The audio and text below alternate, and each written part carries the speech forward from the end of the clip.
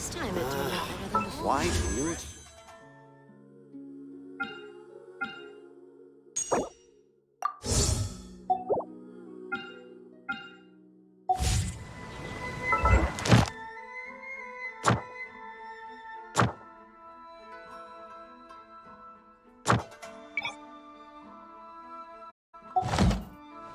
Where do you want to go Once, there was a glorious... next?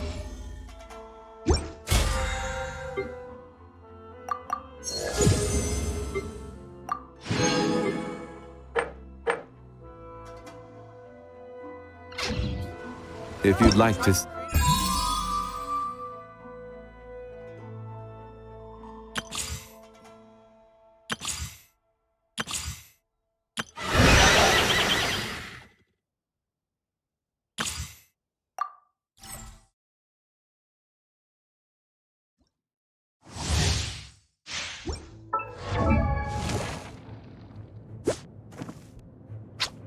Huh?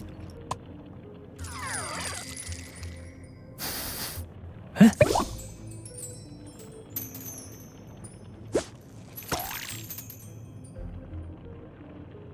Huh?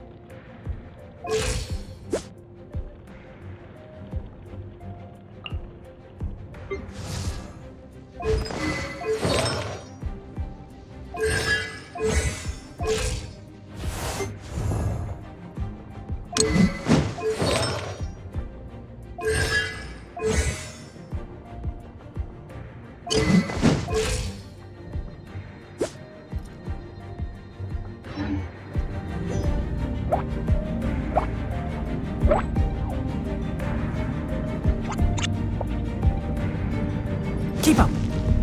Cha. Ha. Boom. Ha. Cha. Ha. One with the forest. Keep up. Ha.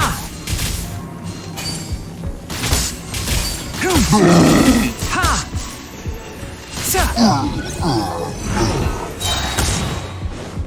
I'll uproot you. Can't see. Ha! Ha!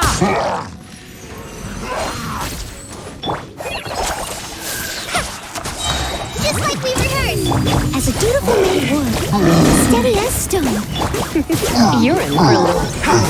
One with the forest. Let's nip that in the bud. Cha!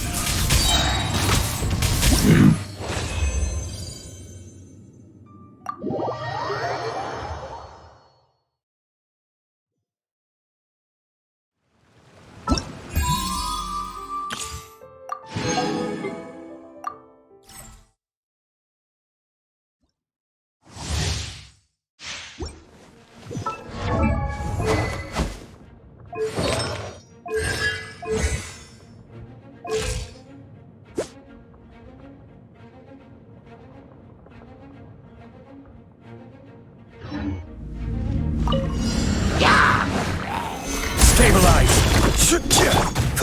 Freeze!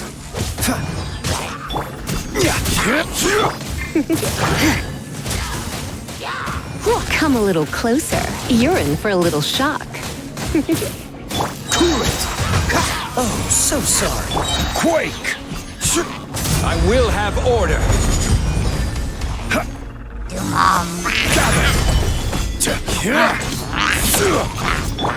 You're in for a little shock.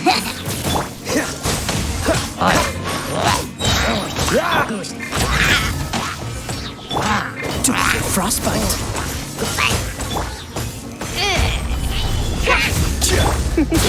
Come a little closer. You're in for a little shock. Freeze. Solidify! This is order.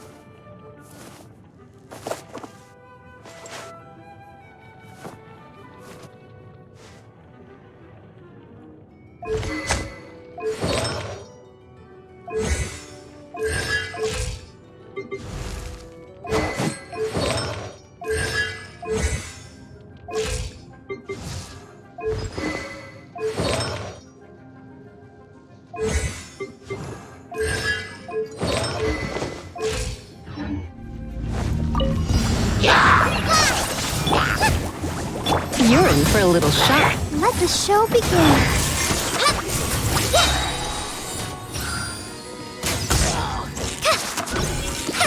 Fallen Emma, help! Hi! Eat this! Try not to enjoy this too much.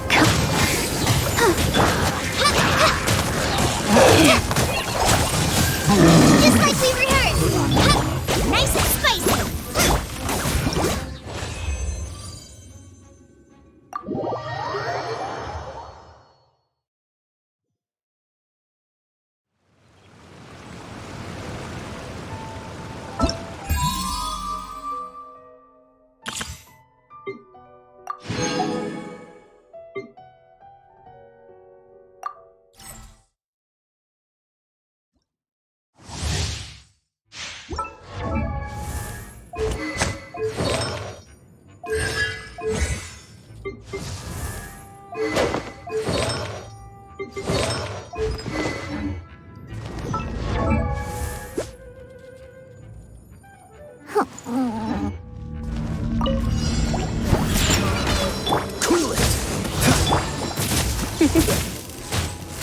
Come a little closer.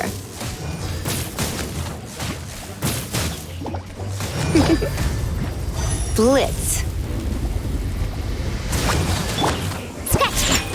Dodge this. This moment will be frozen. Can't handle your drink.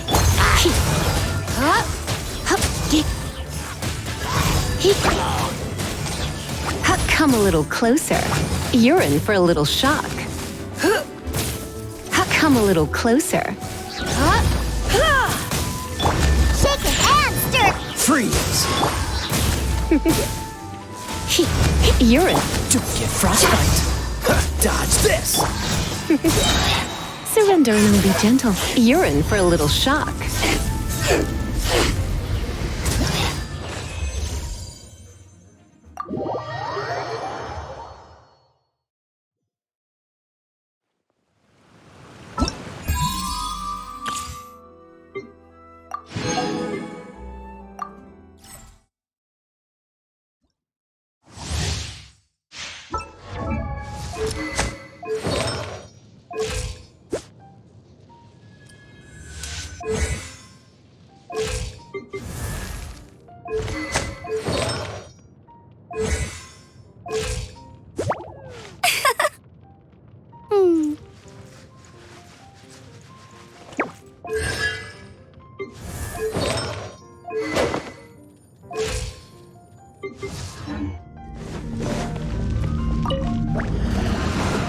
By Royal, get him!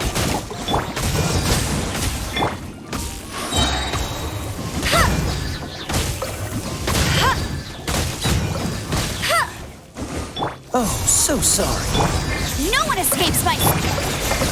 Midnight Phantasmagoria.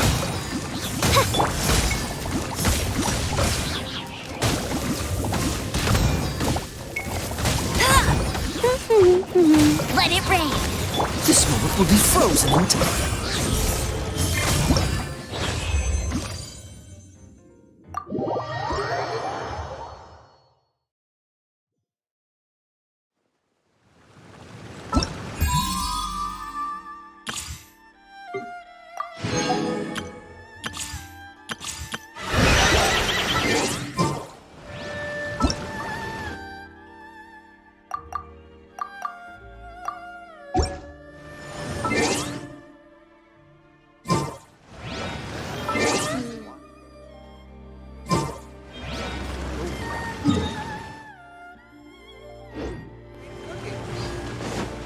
Add Ast.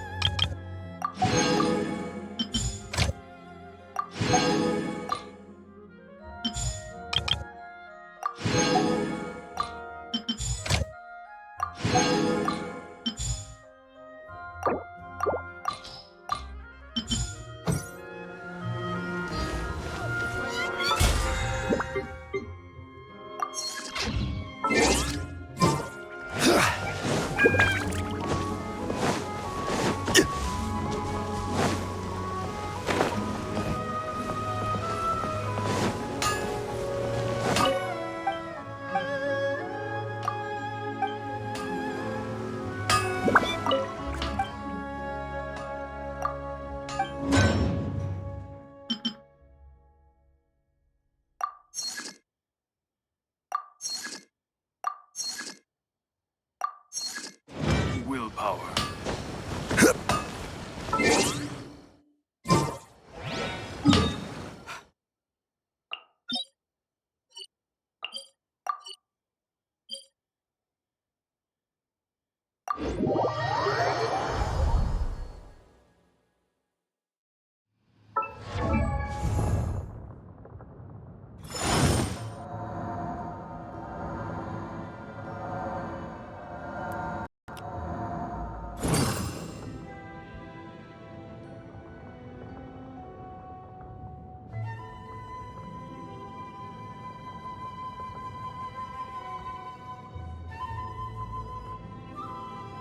Osmanthus wine tastes the same as I remember.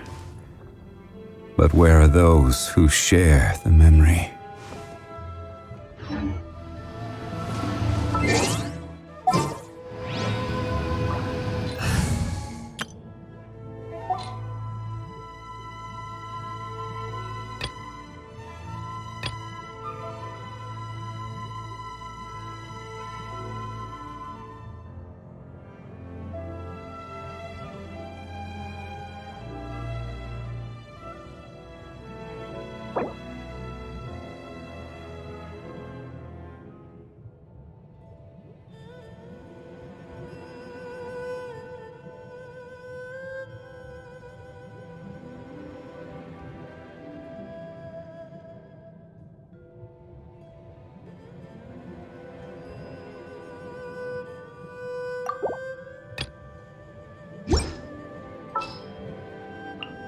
The campaign begins.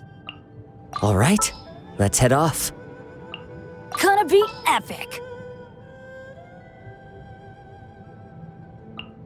I will lead us to victory.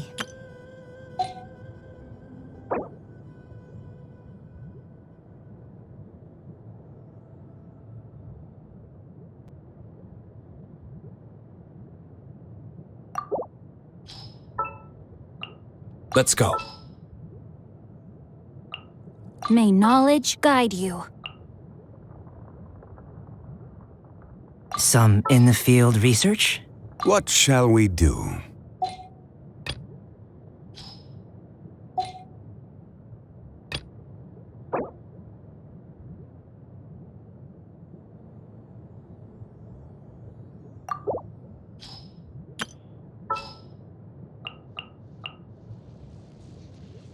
What is the situation? May knowledge guide you. I'll bring my seasonings. Gonna be epic.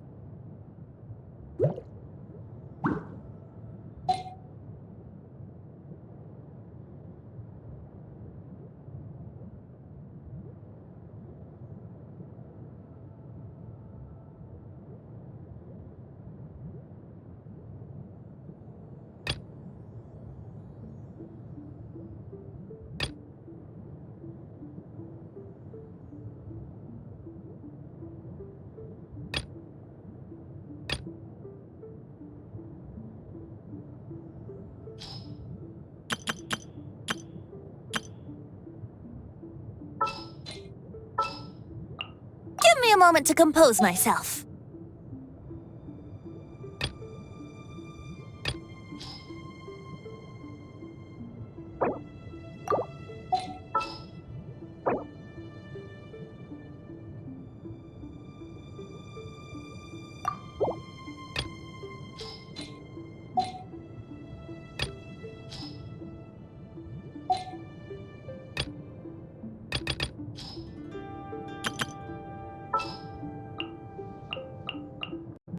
Sure.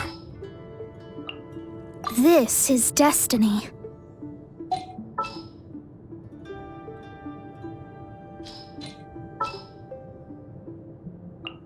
I'm so sleepy.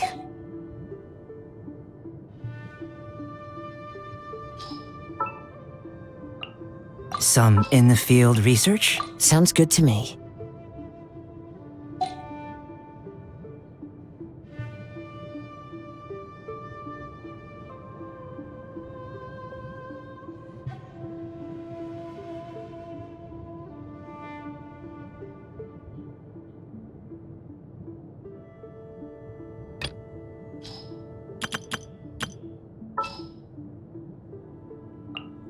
This is destiny.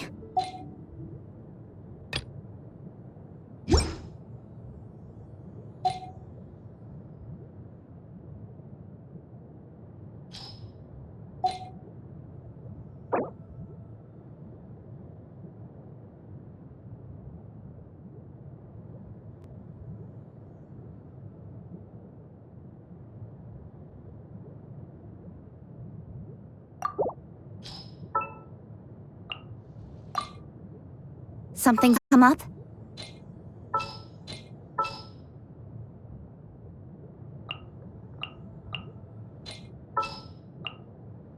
Didn't keep you waiting, did I? We can do this!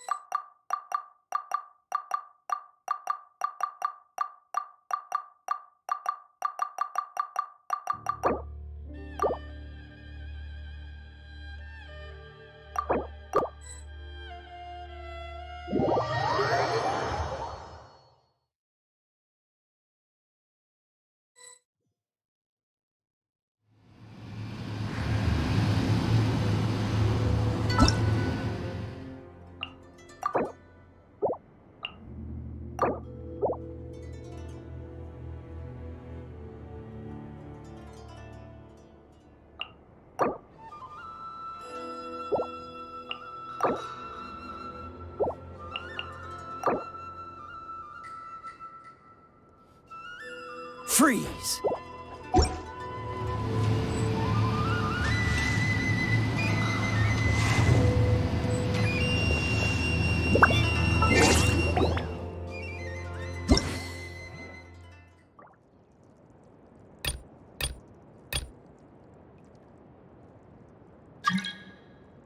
Inactivity serves no purpose whatsoever.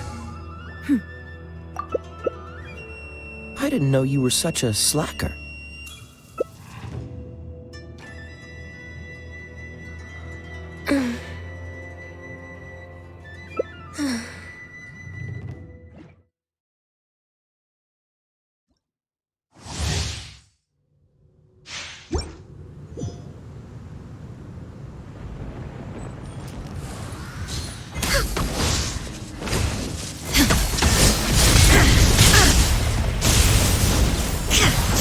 Weak!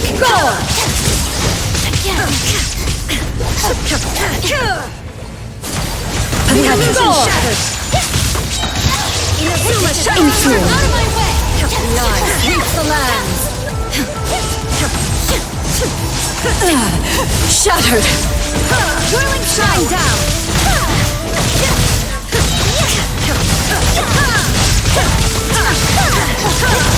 Now you shall perish! Inferior. with me! Illusion shattered! Pathetic. Be gone! Be gone! Be gone! Torn to oblivion! This ends There is now. no escape! The bond is strong! This body is eternal. Inferior! Shine down! Inazuma shines eternal! Inferior! Illusion shattered!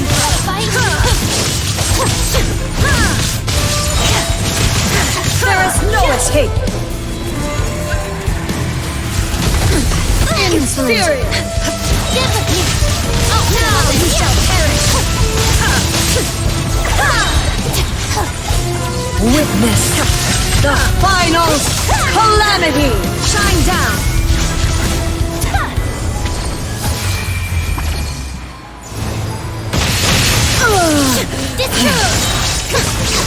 Out to oblivion! There is no escape!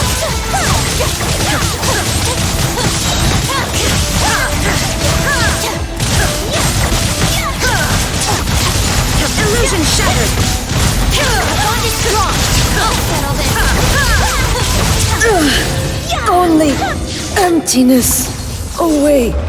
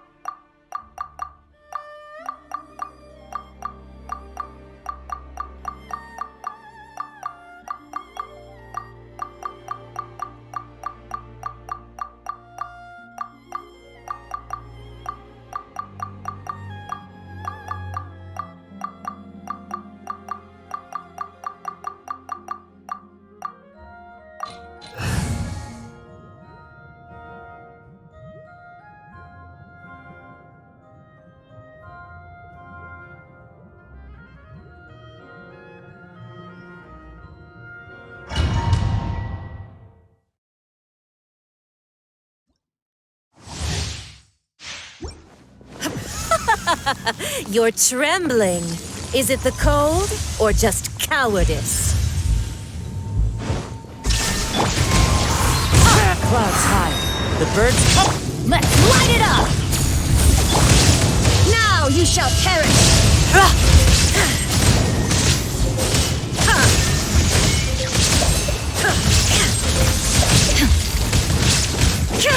Wind Strider.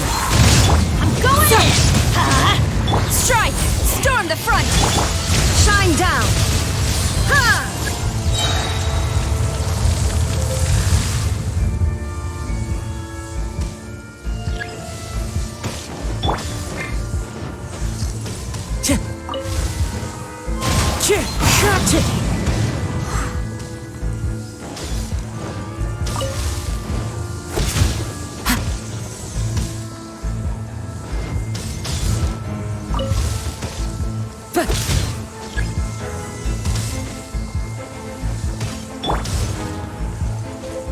Adventure time!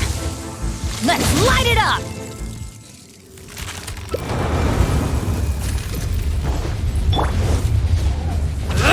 Illusion Fallen leaves adorn my night. There's no escape! Inazuma shines eternal!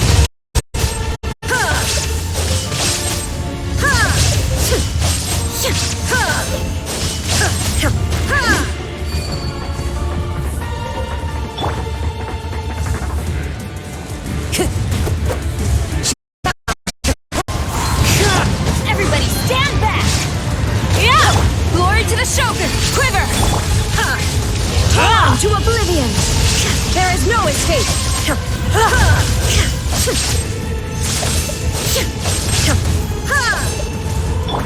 All must burn!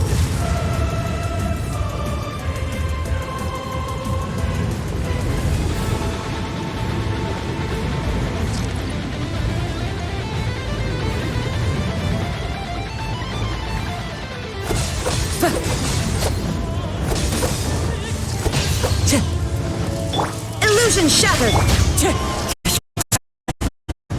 As one with wind and cloud. Let's light it up! Flash! There is no escape! Wind strike! Teamwork is dreamwork! Storm the front! Now you shall perish! I never asked for redemption. Never.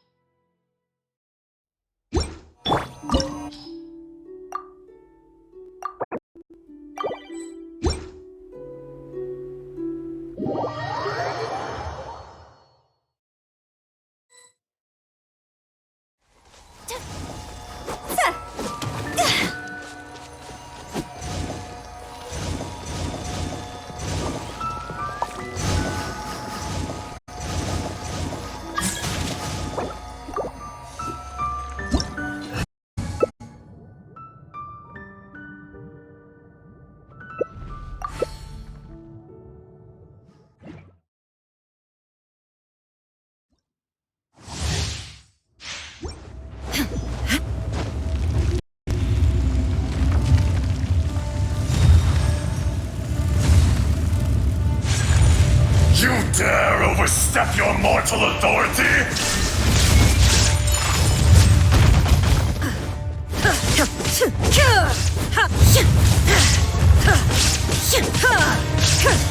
There is no escape! Crumble!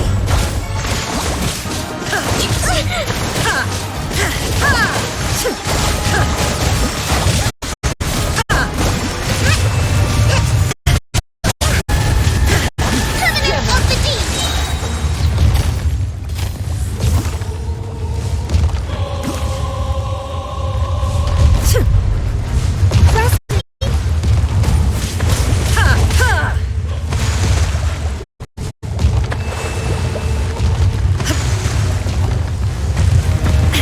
Shine down! Don't waste time.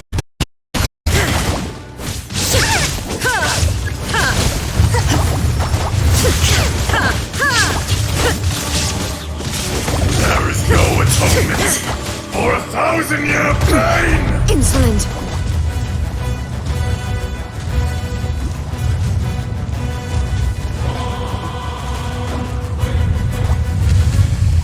Today, you witness your reckoning!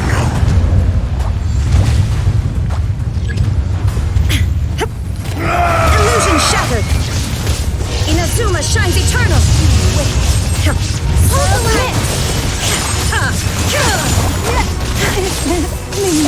served me in place.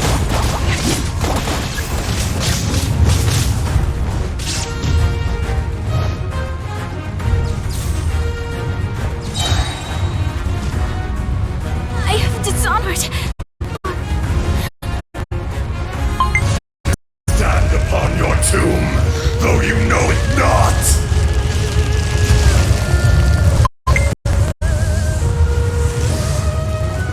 Come! Experience an eon of suffering!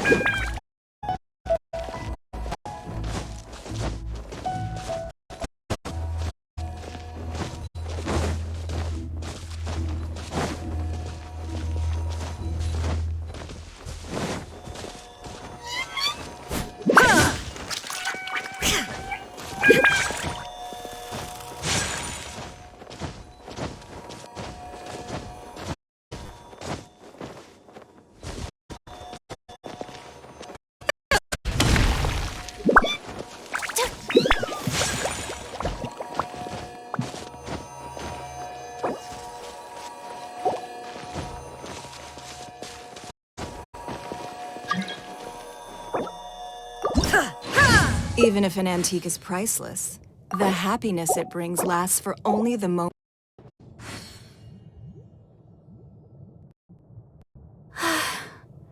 I only wish life could be as leisurely as this a little more often. How greedy of me.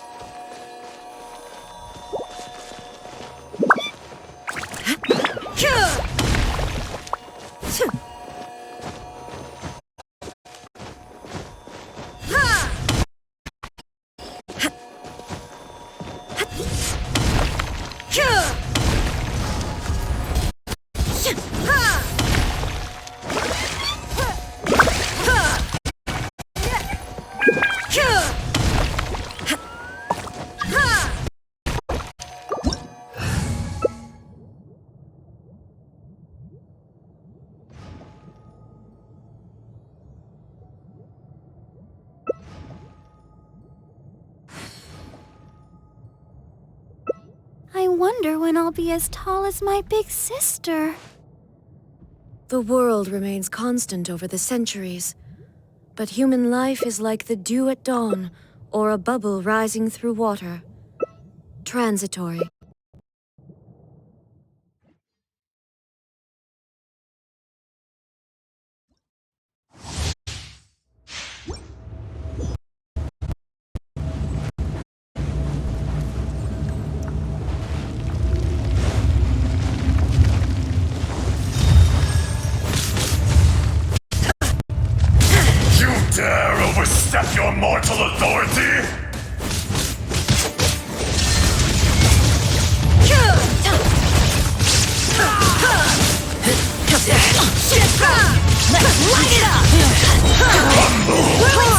Oblivion! British Earth will not absolve you!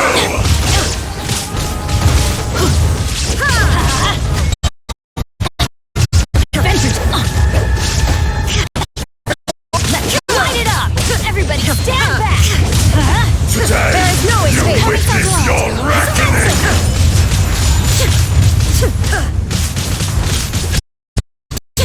Inazuma shines eternal!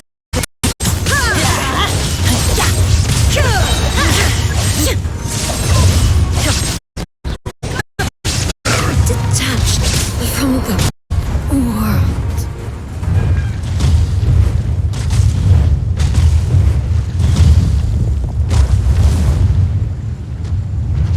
You tomb, though you know it not!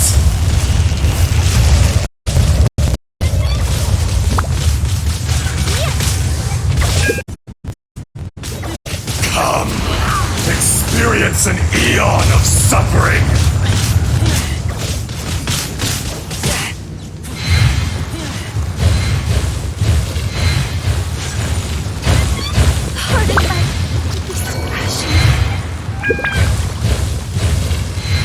Benny's adventure team, I have failed you.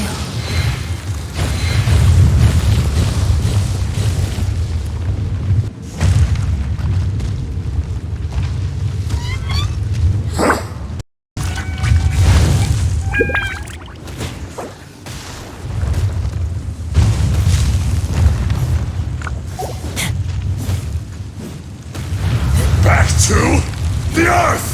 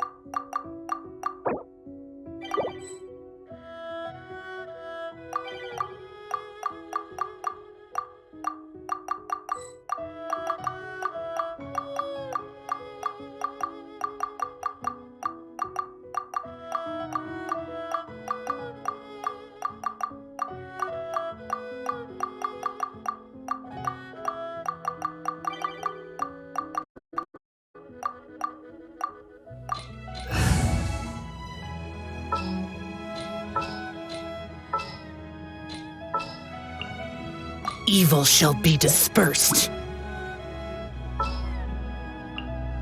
What shall we do? Some in the field research? Wish me luck.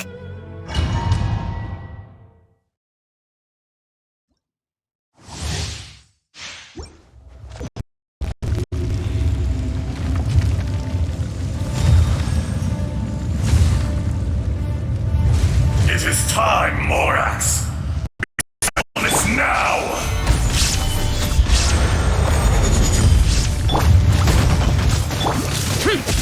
Disappear! Here!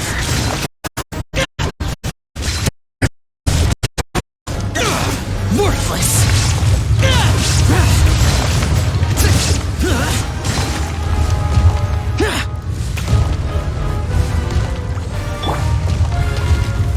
Solidify!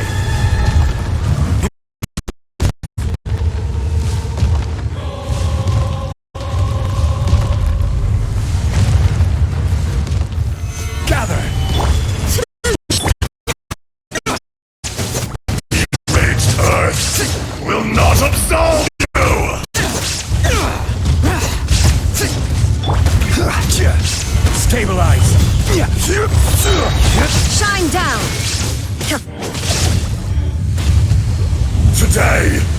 witness your reckoning!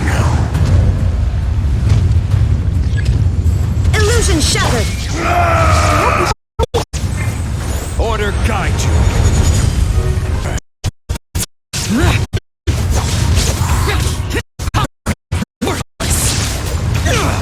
Crumble!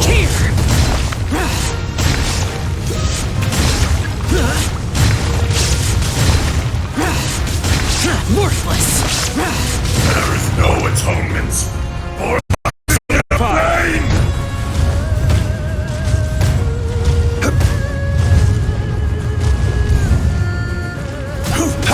Shine You down! stand upon your tomb, though you know it not!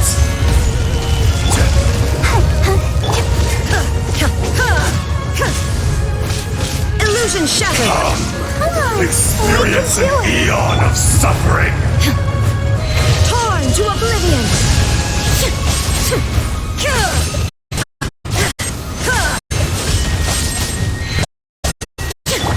Rise! I will! There is no escape!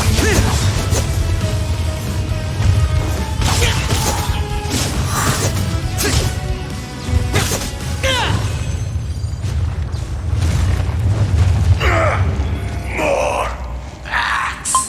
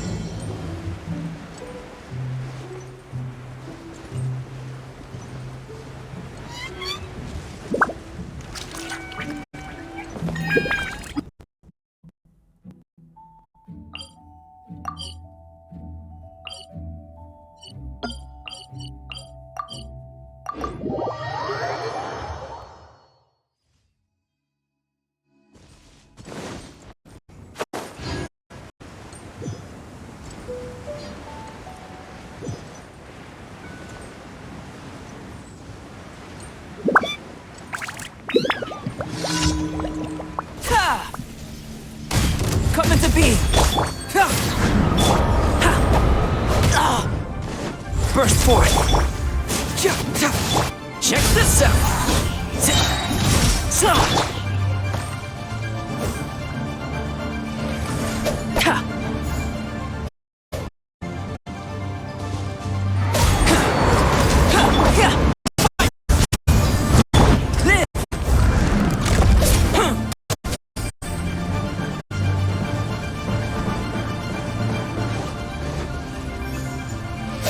Burst forth! Live!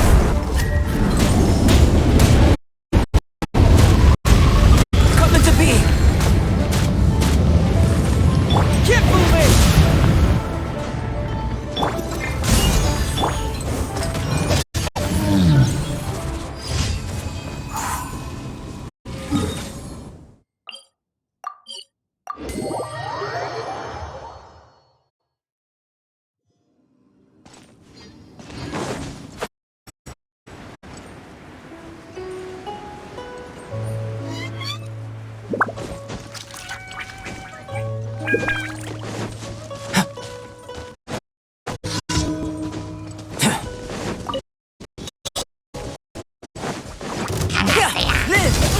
my great undertaking! Don't get too close!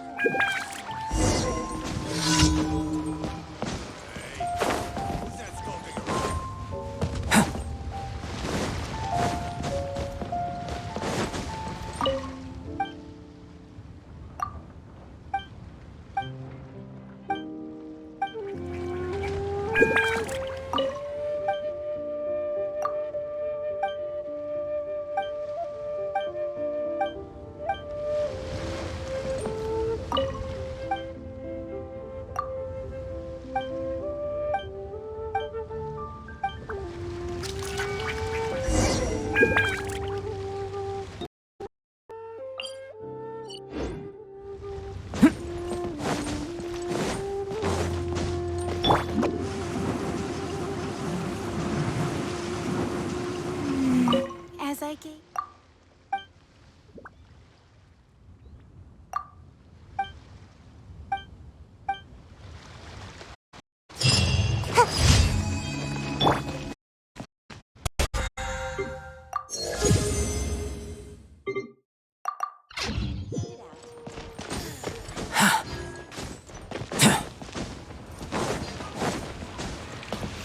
Add a... Thank you for Error.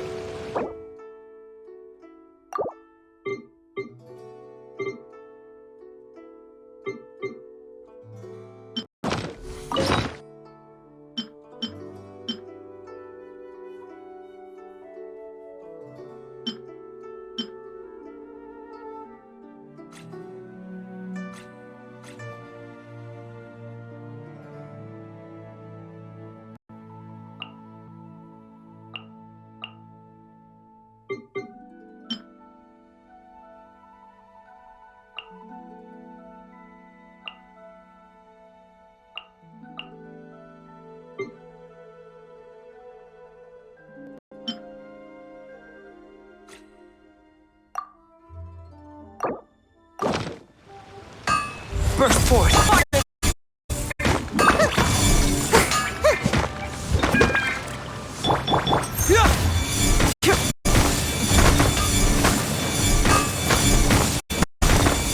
Anfang's Ironheart, here to serve.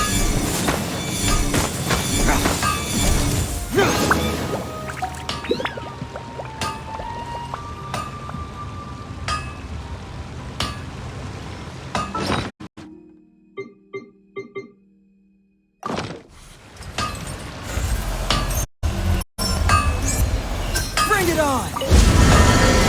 Anfang's Ironheart.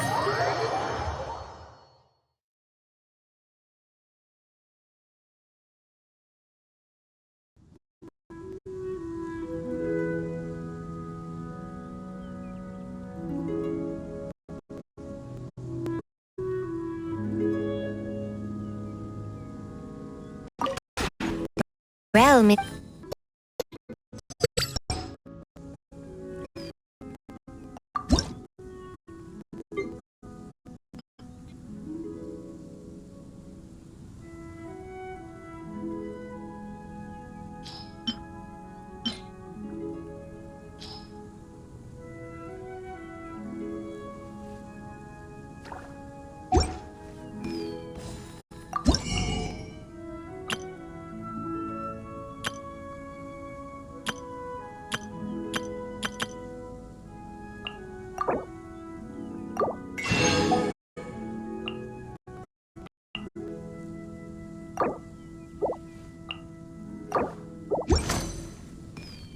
If you ever have...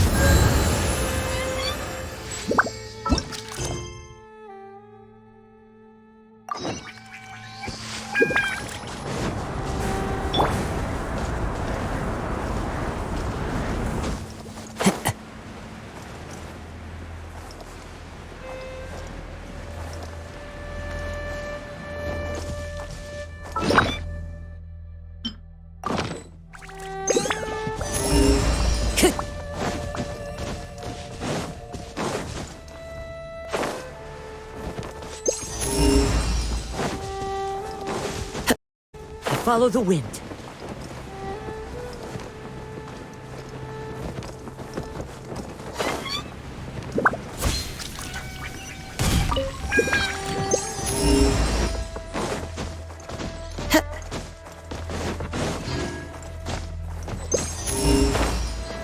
Time to go.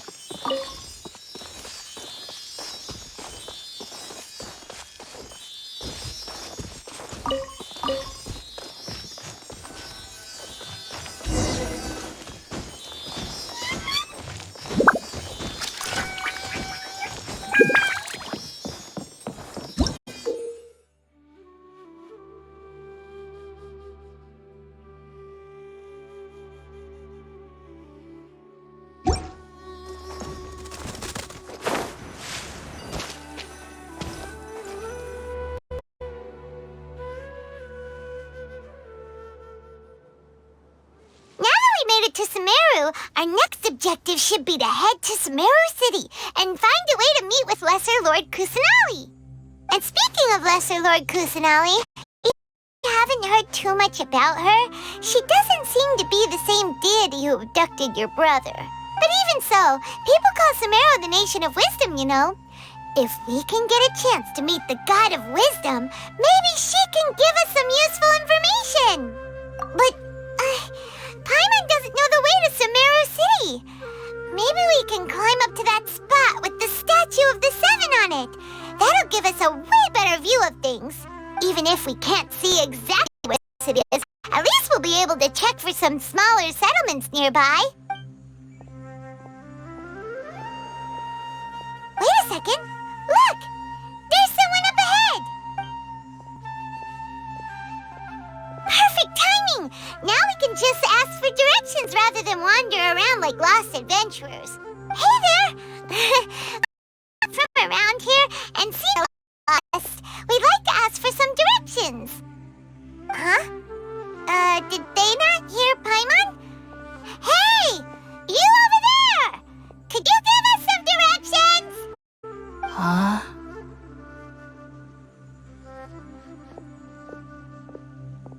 What's going on here? There's no way she could have missed that. Oh, wait! Could she be ignoring us? How dare she? Well, even so, she might be heading someplace where we could find other people to ask. Let's keep our distance and follow her. When we get the chance, we'll just ask someone else for directions.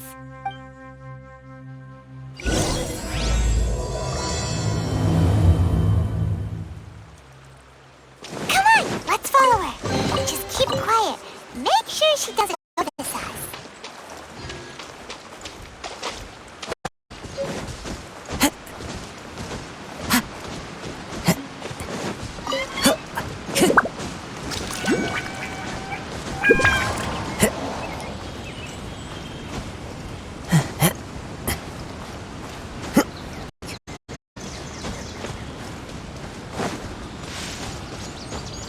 Time to go.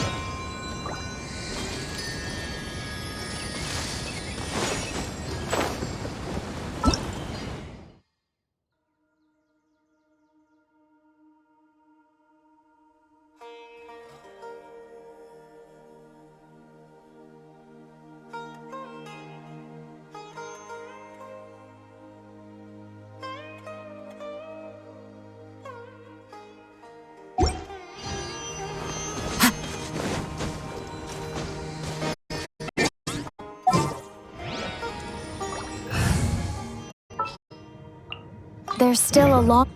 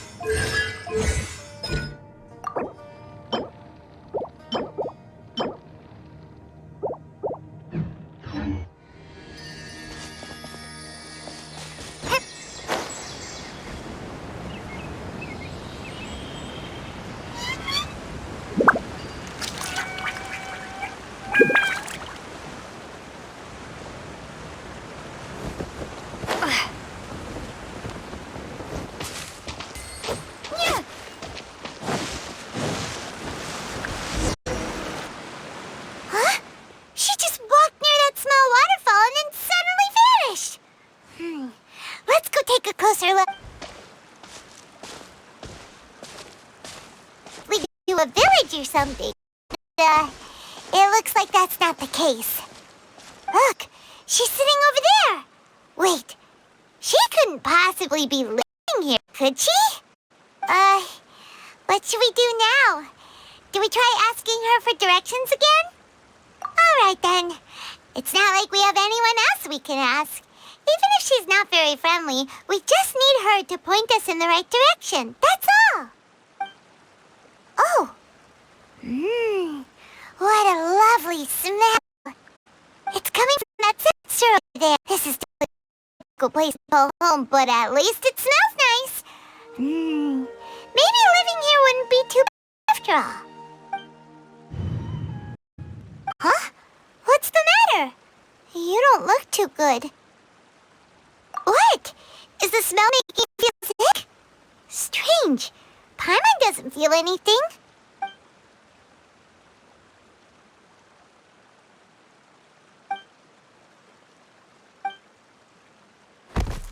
What's happening? Traveler? This is no time for a nap. Oh, come on, wake up.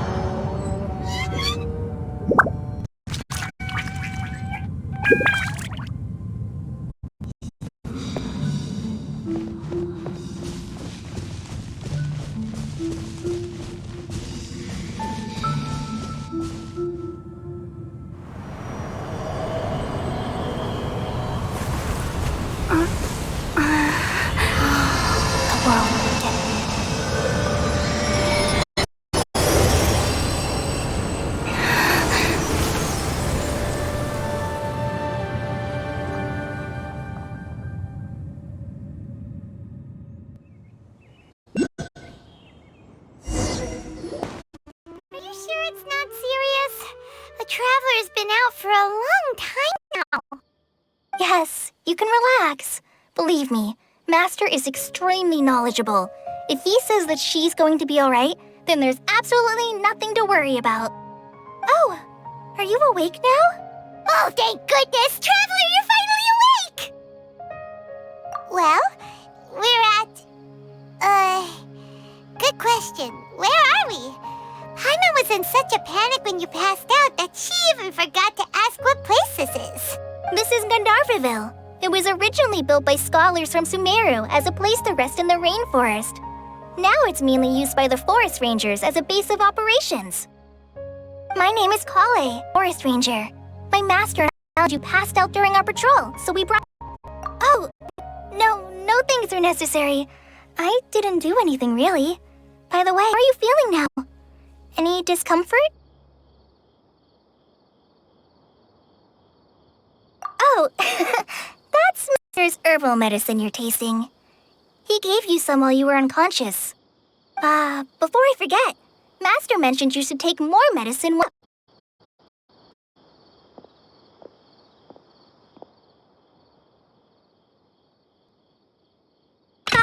Whoops! Oh, what's the matter? Were you trying to retrieve the medicine? As I've already told you, you must be careful with these.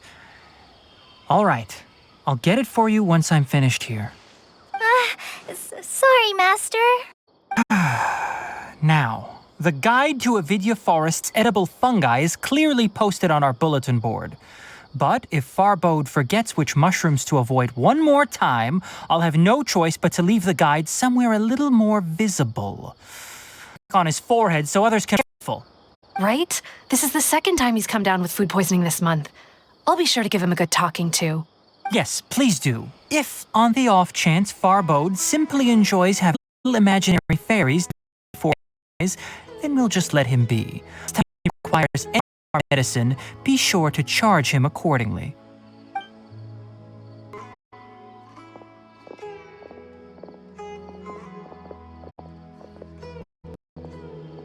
Doing. Feeling better? Oh, this is my master. Forest Watcher, he's chief officer over all the rangers here in Gandharvaville. I already informed Paimon about the unconscious earlier, but let me explain it for you as well. It is common practice for Sumeru scholars of certain darshans to dedicate themselves to training and meditation in isolated areas, particularly the nearby forests. While meditating, they use a certain incense known as Spirit Borneol to help calm their minds as they enter of deep rumination. In hopes of asking directions, you two followed a scholar into her cave. The incense you smelled inside was the Spirit Borneol. That incense typically has no effect on most people, but for a select few, it can have profound effects on one's cognition, as you experienced firsthand. Does that make sense? Very good. Now, answer me this. Did you feel anything after passing out? Say, any out-of-body experiences? Or did you see anything while unconscious?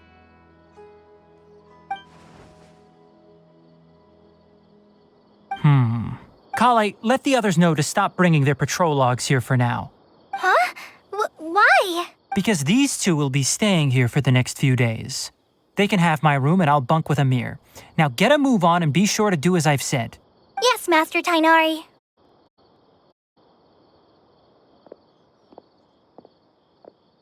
Wait, hold on a second. Can you tell us what's going on? Sure, let me fill you in. I originally planned to send you on your way once you finished your medicine. However, it appears now that you should stay a while longer in Gandharvaville for further observation while you recuperate. Further observation? No need to be hasty. As long as you have the capacity to judge between understanding of the situation once I explain everything to you. Based on what you call absence and losing consciousness, we can conclude that you experienced a powerful hallucination, which suggests your mental state is not in the best of shape. If you're skeptical, have a whiff of this. Oh, are you okay? You're experiencing a similar sensation as when you passed out, aren't you? So even though your condition is stable as of now, if I were to haphazardly let you leave, it's highly likely that you'd suddenly pass out again somewhere else. The rainforest is home to many fierce animals and hazardous areas. If something were to happen to you again, I'm afraid you might not be so lucky. For now, I suggest you continue taking your medicine each day and avoid wandering off on your own. At least until you stop having adverse reactions to this, okay? Good. Now continue resting while I fire up another bowl of medicine for you.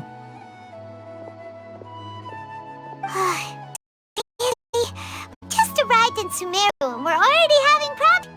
Paimon knows we're set on meeting Lesser Lord Kusanali as soon as possible, but you really don't look too good. Probably best let you recover first. Hey! Are you even listening to Paimon? Paimon's over here worrying about you, you know. What's weird? You mean how you're feeling now?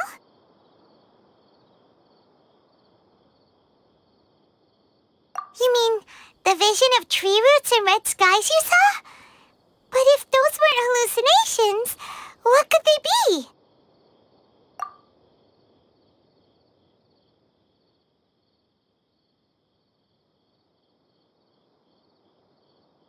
Well, considering how unique you are, Paimon trusts your judgment here.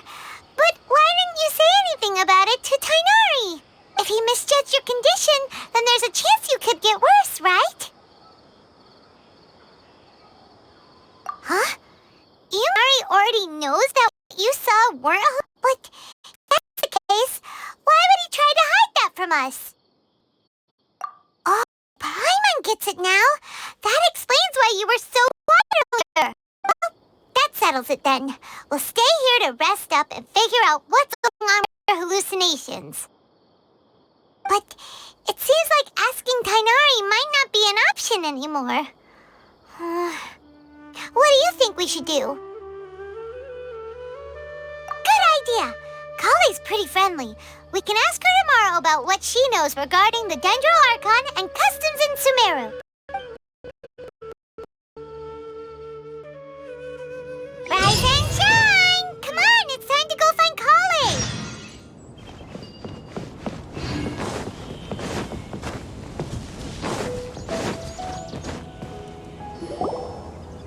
All right, next let's see your right hand. Yes, not bad. But please remember that you still need to be careful. Understand? Yes, I will. By the way, Master, I still haven't received the patrol route for today. Look, Kale, today's patrol will be a long one, so you won't be coming along this time. Besides, there's a chance we may encounter... well, you understand. But I have a vision too! Am I useless to everyone now? Don't talk like that, Kale. This is not something you need to be worrying about right now. Ah, there you are. Feeling any better? Yeah, since we'll be staying here for now, we thought we might as well try lending a hand around here. Seems you're not the type to sit back and take it easy for a while, huh?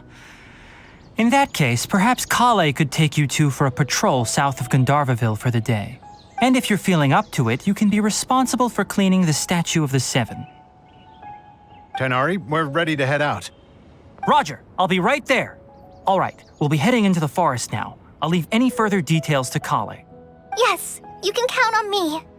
So, Kale, what exactly are we going to be doing today? Tighnari mentioned cleaning the statue just now, but, that doesn't really sound like the job for a ranger.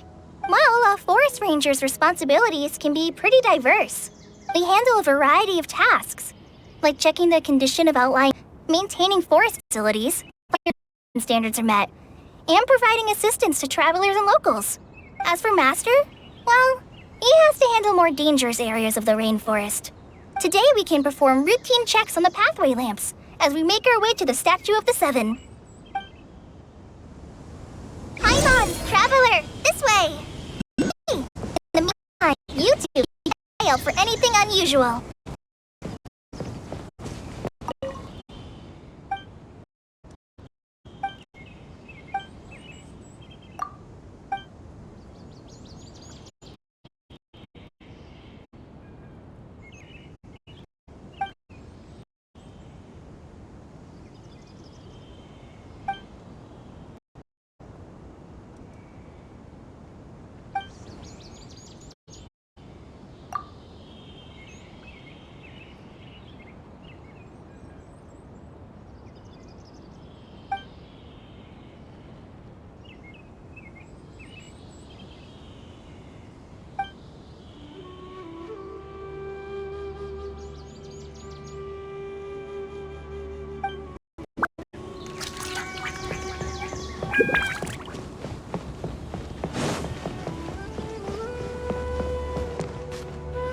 Elazar is a truly troublesome illness.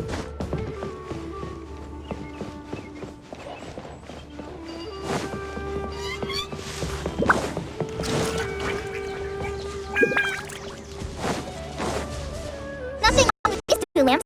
Let's move to the next ones.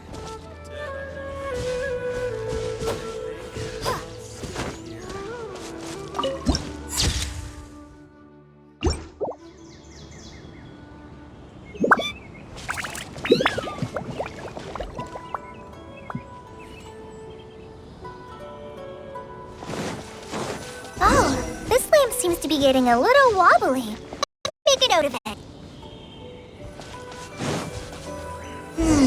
No problems with this lamp. Good.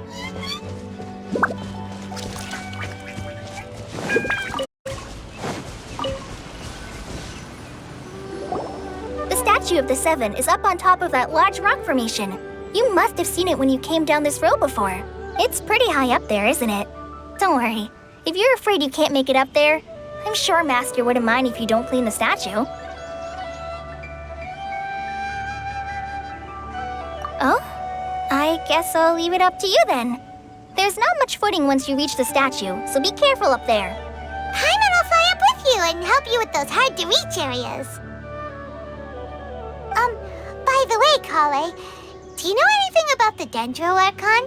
You know, what's she like? That depends. Are you referring to Greater Lord Rukkhadevata or Lesser Lord Kusanali? Huh? Greater Lord Rukkhadevata? Oh, is that the name of the former Dendro Archon? Uh-huh. Greater Lord Rukkhadevata was Sumeru's first Dendro Archon. She created the rainforest as well as the wall around the desert. Her works provided a means of peaceful living for everyone and kindness. Unfortunately, she disappeared in a great calamity that occurred a few hundred years ago.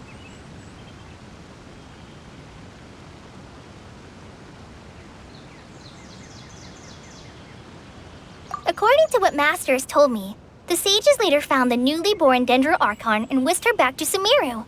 To celebrate the reinstatement of their lost deity, the sages dubbed her Lesser Lord Kusanali and let her reside in the sanctuary of Sarastana. Uh-huh. Then what happened?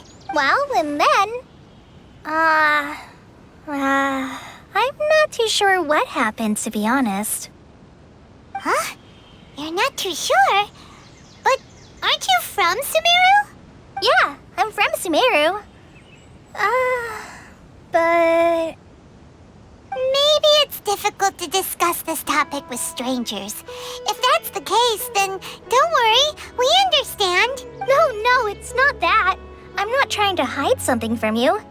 Besides, I don't consider you two strangers. Anyway, you two know Amber, right? Wait, Amber? You mean... Yes, that's her. I once lived in Mondstadt for a while, and she helped me a lot during that time. You could even say that she helped me become a new person. There's no Amber. She lives life to the fullest while always adhering to her strong sense of justice. She's ready to answer the call for action at any moment, but is also very understanding of others. She's like the spark that lights the fire in everyone's heart around her. If you ask me, she's a prime example of a true outrider. She's the first person anyone coming to Mondstadt will meet. You can't help but be enthralled by her charm and enthusiasm, causing you to fall in love with the lands of Mondstadt and...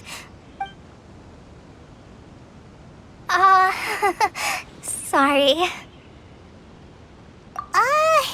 Paimon thought the work of Outriders was a little different from what you just described, but one thing's for sure, you really like Amber. Sorry. I was rambling on just now. It must have sounded kind of weird. It's alright, Kale. Knowing that you're a friend of Amber somehow makes Paimon suddenly feel a lot closer to you. So, how do you know that we've met Amber? Well, after I returned to Sumeru, Amber and I have stayed in touch by writing each other letters. In one letter, she mentioned that Mondstadt was attacked by a fearsome dragon, but the city was saved by a mysterious blonde traveler and their floating companion. I knew you two were the ones she mentioned in the letter the moment I saw you. But, considering everything you've been through that day, I thought it'd be inappropriate to bring it up. So that's how you knew. Yep, so please know that you two have my complete trust. I wish I could tell you more about the Dendro Archon, but I have been away from Sumeru for some time, and I haven't read any books. That's alright. You've already helped us a lot. We had never even heard of Greater Lord Rukkhadevata or the Sanctuary of Sarastana until you mentioned them. Oh, I'm happy that was helpful. There is one thing I want to ask, though. Why do you two want to know about the Dendro Archon? So that's why you're here. Thank you for telling me your story. Don't mention it. We are friends after all, right? Alright, we have a statue to clean. You both have my thanks. While you two are up there cleaning, I'll go ahead and inspect the forest canopy. Let's meet back here shortly.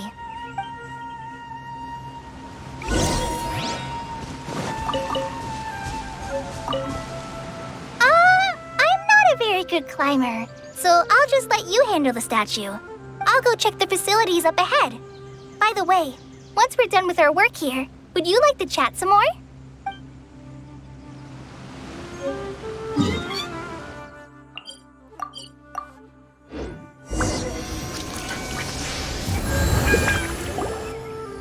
Huh.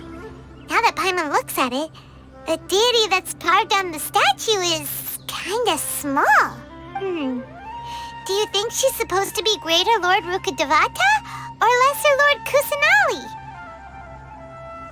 You might be right. The statue does look kinda old. Well, anyway, we'll have to figure that out later. Let's get started on cleaning the statue. Paimon will fly up and take care of the top, and you clean everything below.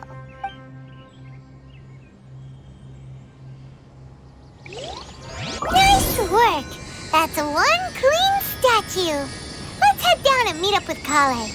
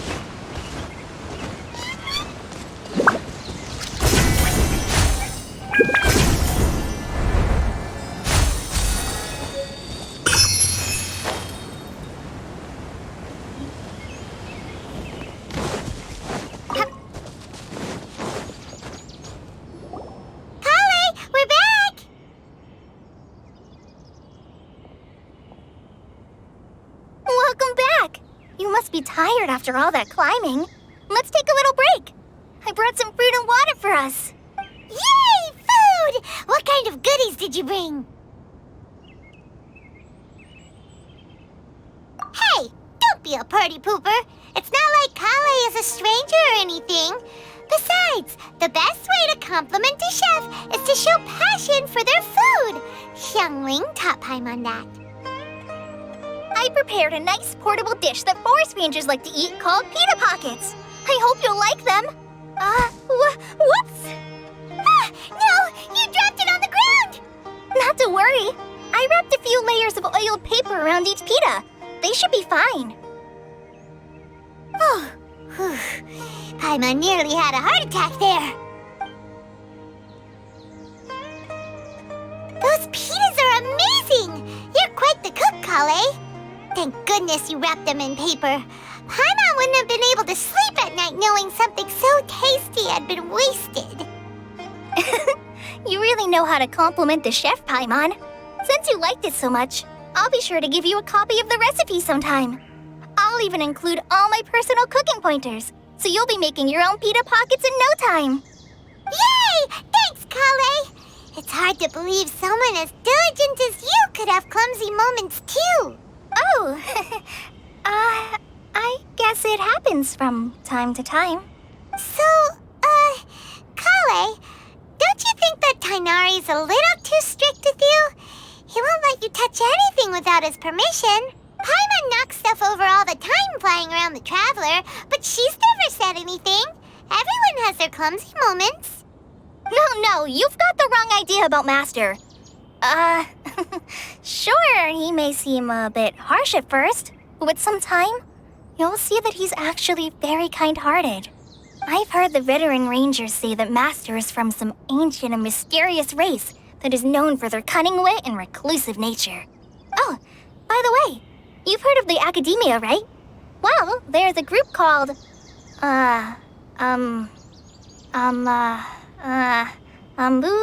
something? Well, anyway, because Master does a lot of research on plants, sages from the Academia have written him many times, inviting him to take up an official position there. But Master declines their offers every time, saying, Sumeru City is too noisy. It'd be bad for my ears.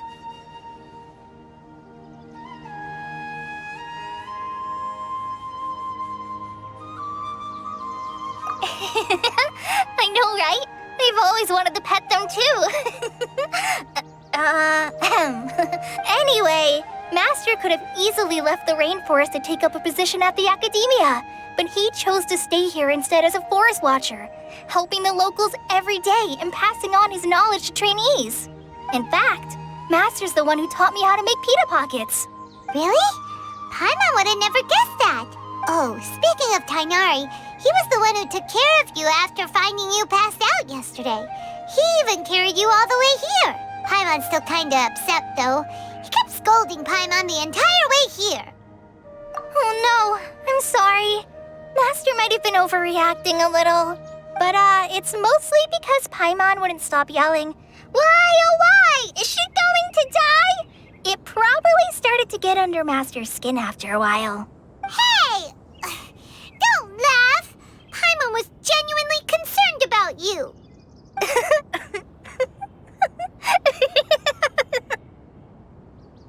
Hey! Now even Collie's starting to laugh. Ugh, that's it! Paimon won't forget this! It's time for some Paimonial wrath!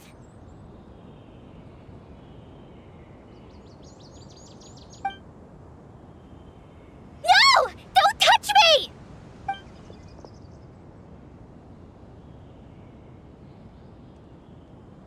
Oh, sorry, Kale. Paimon didn't mean to scare you. No, I just... I didn't mean that. Kale, are you okay? What's the matter? No, I'm... I'm fine. I'm sorry. I must have startled you both reacting like that. Oh, well, it's getting late now. Let's hurry back to Gandharvaville. I think Master and the others should be back by now, too. Huh? What was up with Kale just now? And why is she in such a hurry all of a sudden? Look, she's practically running back. Paimon can't even see her now.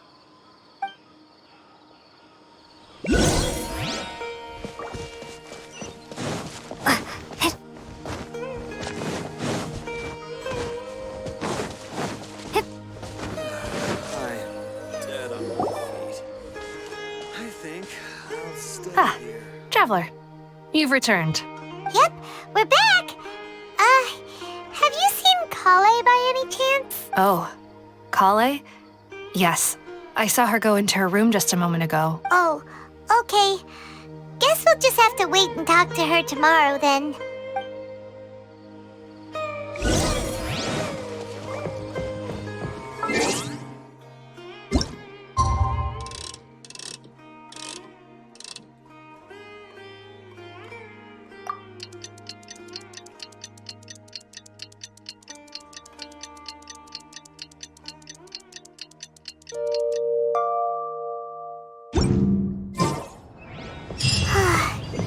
Paimon was thinking all night about what happened with Kale, and still can't figure out what the problem might be. Maybe she's in a better mood now. Let's go check on her.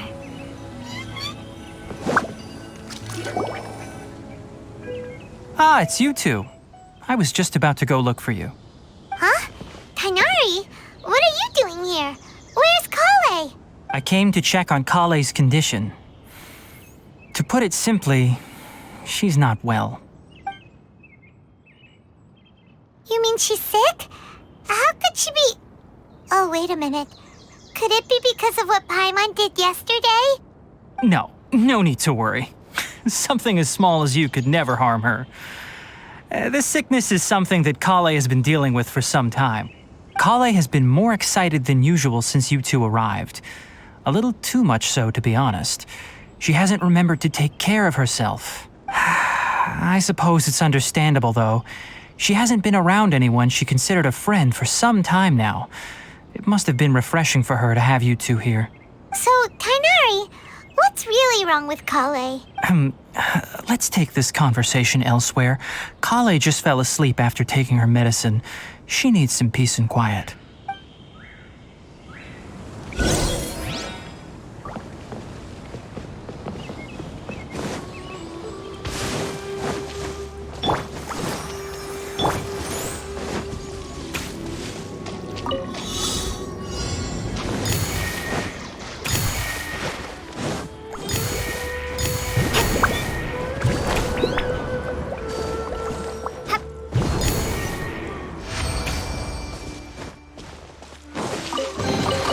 I'll keep this close.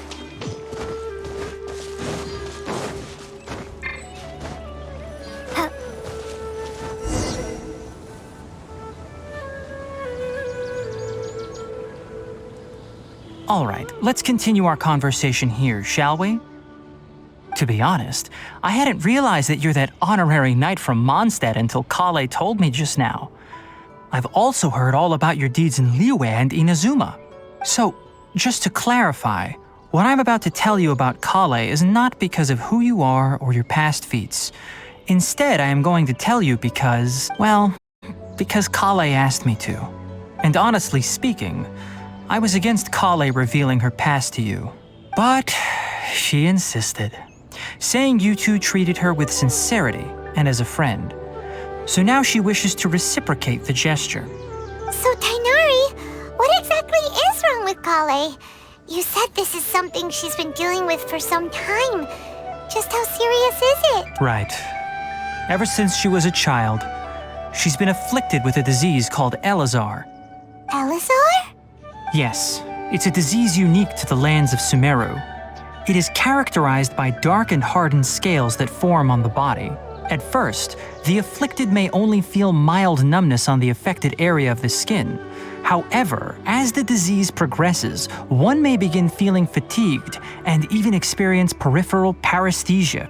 In its final stages, the disease strips a person of the ability to control their own body, and they effectively become completely immobile. That sounds terrifying. Wait, hold on. So when Kale seemed to be acting a little clumsy earlier, it was because... Correct. That would be the effects of Elazar, which is precisely why I do not want her carrying or holding anything, lest she ends up hurting herself.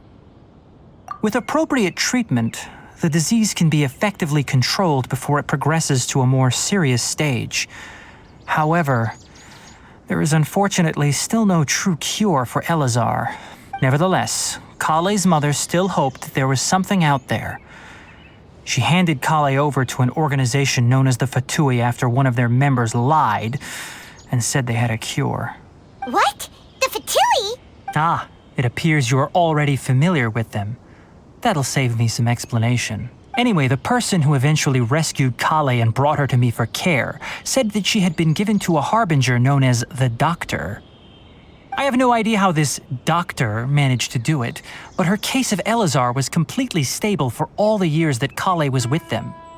However, Kale's days with the Fatui were anything but pleasant. Kale is a resilient individual and always tries to appear cheerful, but her experience with the Fatui has left deep scars. Even now, she can still feel deathly afraid of someone touching her. Kale's been through so much suffering.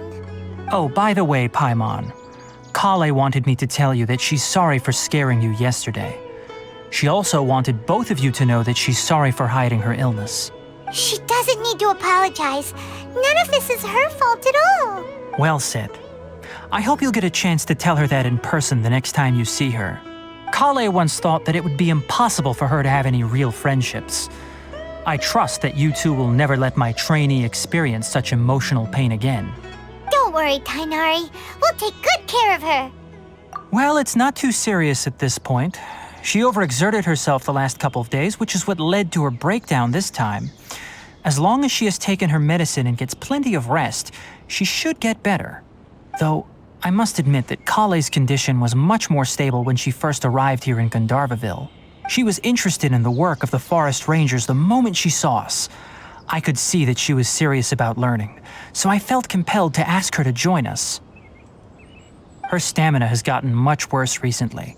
Though a moderate amount of physical exercise is always necessary, I'm afraid the long-distance patrols are a little too much for her now.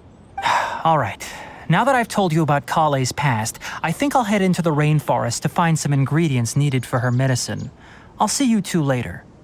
Yeah, we'd like to do something to help Kale too. All right, but I must warn you two. The rainforest is a dangerous place, especially for someone who's still recovering like the Traveler. You must follow closely and listen to every instruction. No problemo. Let's go then. We'll be looking for a plant known as Lunar Lotus. It's often used to help those afflicted with Elazar recover their energy. Hey, Tighnari? Where exactly are we going to find this plant?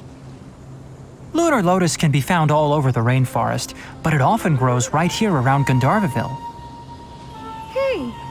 Given the name, it sounds like we should be looking for it in the water. You are correct. Lunar lotus grows in the water. When fully matured, they look like giant blue flowers floating on the water's surface. Quite an attractive species, if you ask me. The large petals are actually the plant's leaves and sepals, which surround a very small flower. You should note that many of the plants found in Sumeru have names that are contrary to their species. Take the Kalpalata, for example. The plant is not a lotus at all, but rather a vine. And then there's the Sumeru rose, which is not a rose, completely contrary to its name. Oh, okay then. Note to Paimon. Never bring up the topic of flowers with Tighnari.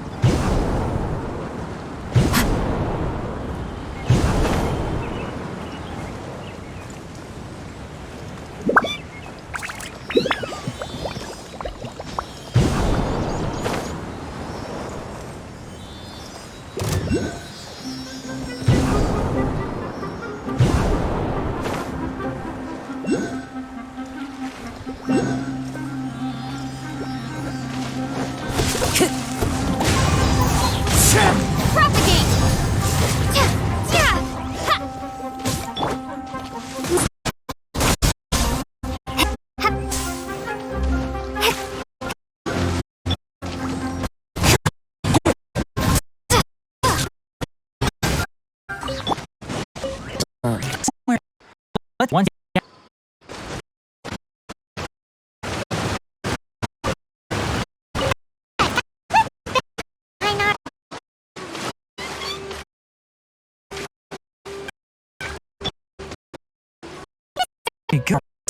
your ex help if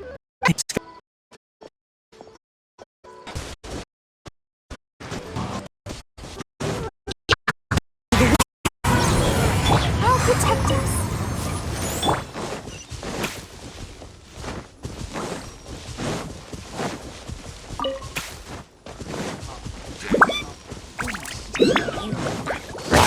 Think you can get away?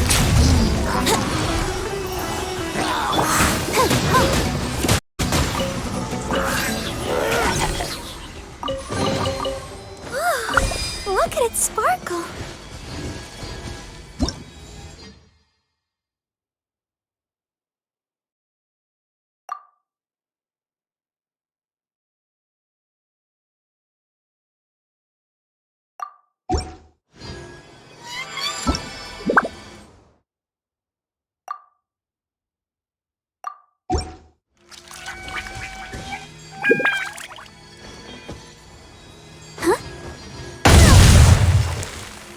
Let's dance.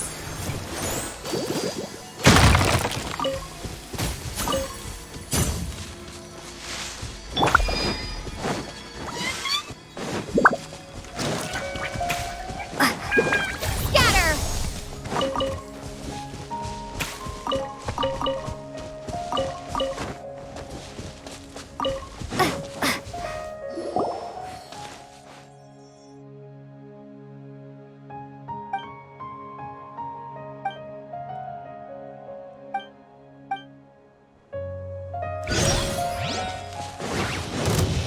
Propagate!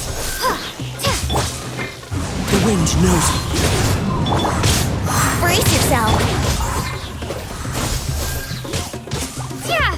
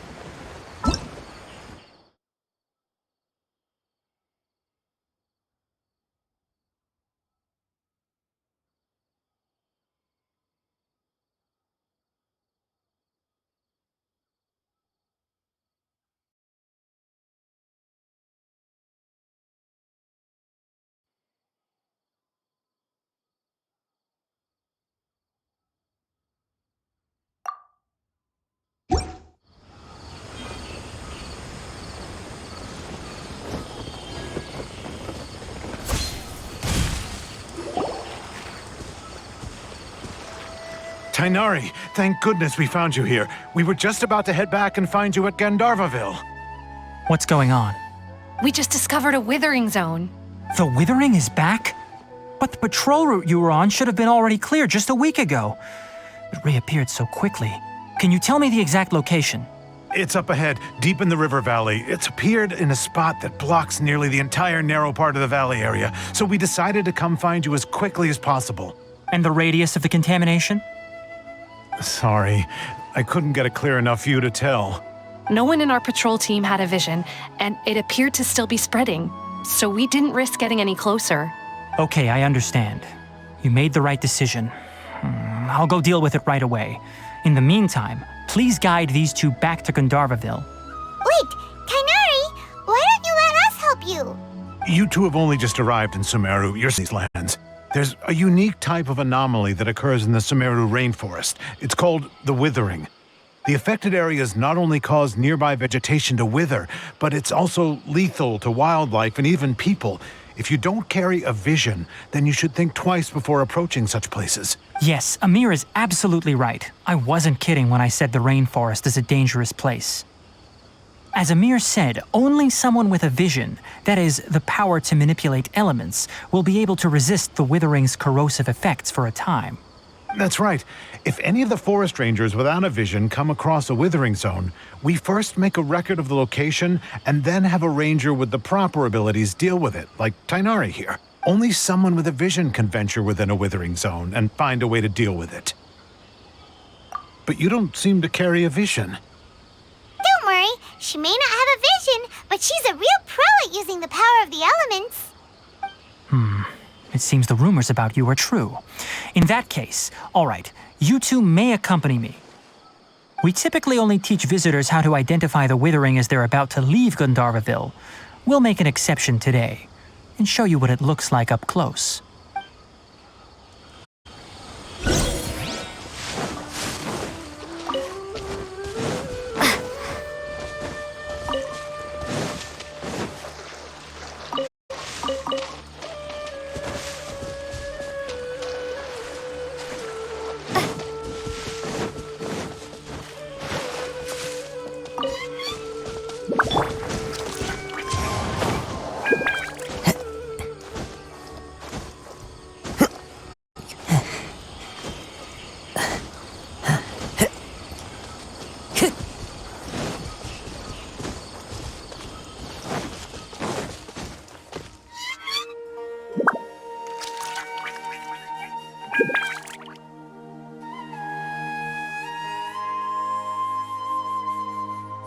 One with nature. Time to go.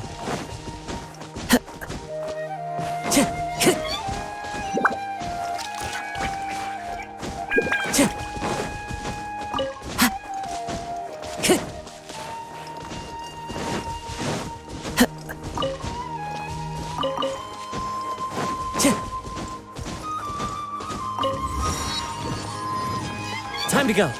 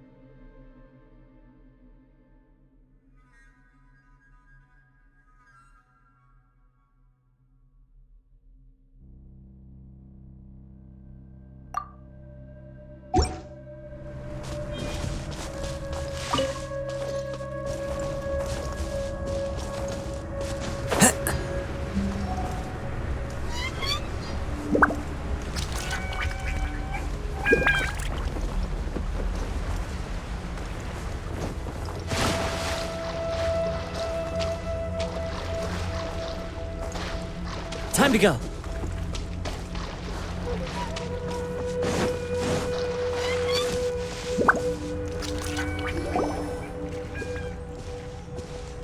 Stop. Don't move any further. Look there in the distance. Huh? Where?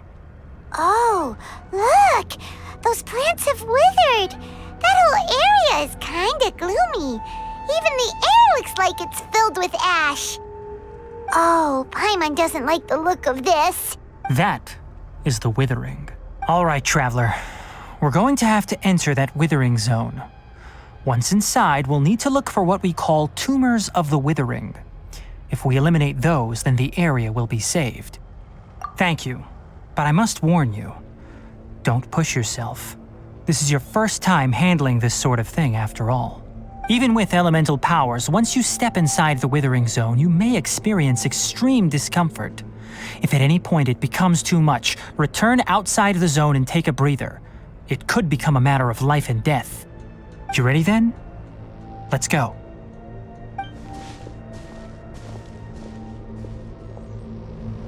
First, we must locate any branches sustaining the Withering zone.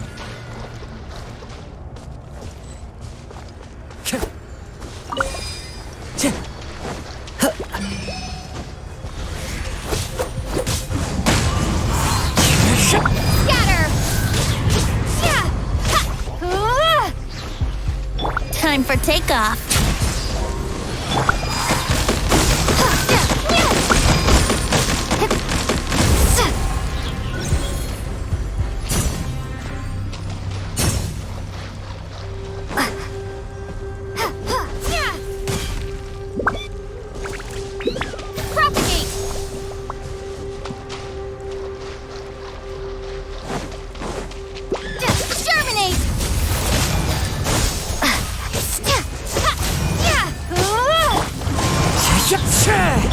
Here we go! Clouds high. The birds... Scatter!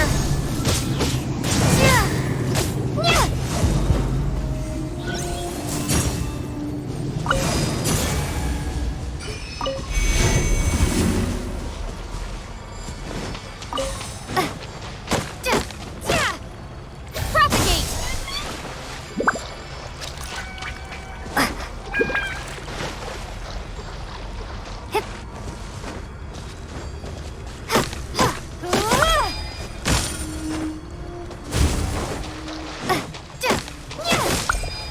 Great work. Now that all the branches have been cleared, we'll need to take care of the tumor.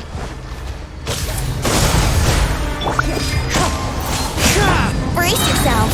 Think you can get away? Propagate! Now, destroy the tumors of the Withering.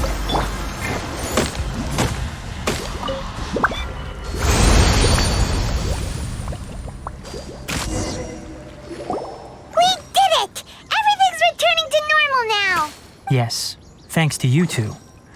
We were able to quickly restore this area back to normal. Tighnari? You make it sound like we did well, but why does Paimon have the feeling you're worried about something? It's that obvious, huh? Alright, it's like this. Recently, the rate at which the Withering Zone appears has been increasing. Even though we were able to quickly clear that Withering Zone, it won't be long before another one appears. If that simply meant more work for me, then that wouldn't be an issue. But it's far more severe than that. The Withering is leaving lasting effects on the rainforest itself. For instance, even though we cleared out the Withering Zone, many of the plants that were affected will not recover. This presents a crisis for the ecosystem itself. Many plants in the rainforest are already in decline, directly impacting the wildlife that depends on those plants. And most disturbingly, as the appearances of Withering Zones have started to increase, Kale's case of Elazar has also become more serious. Huh? Well, why's that? I'm still not sure of the exact reason. However, I've received word from acquaintances at the academia that similar cases are being reported for patients with other conditions. No, none that we know of. The Withering has been recorded in Sumeru for millennia. It's said that it originates from the depths of the world. By the way, Have you heard of Irminsul before? Irminsul is a tree located deep beneath the surface. Although it isn't like any tree we know in a biological sense, you can basically think of it as a large tree that grows downwards rather than upwards. I'm sure you've heard of ley lines, right? They're like the roots of Irminsul, spreading and extending from a massive cavern deep underground all the way up to the surface.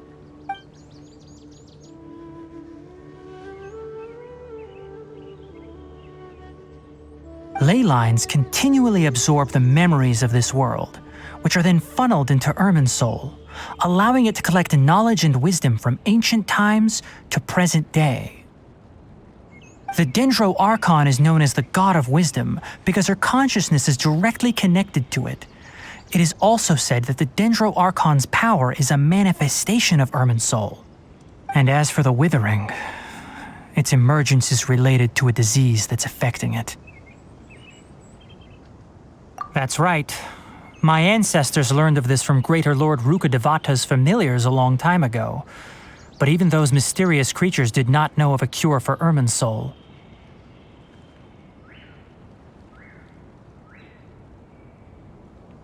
I'm afraid we Rangers will be battling the Withering Zones here for a long time until a cure is found.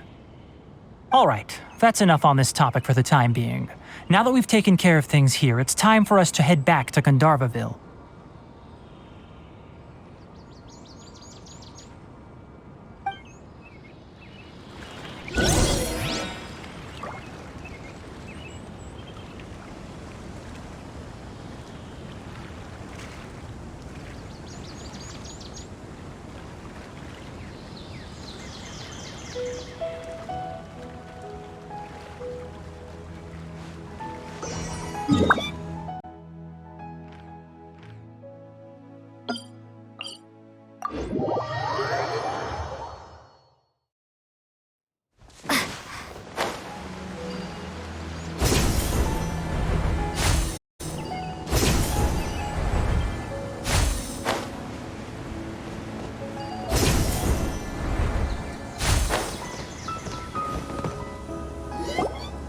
Oh, Tighnari, you all made it back.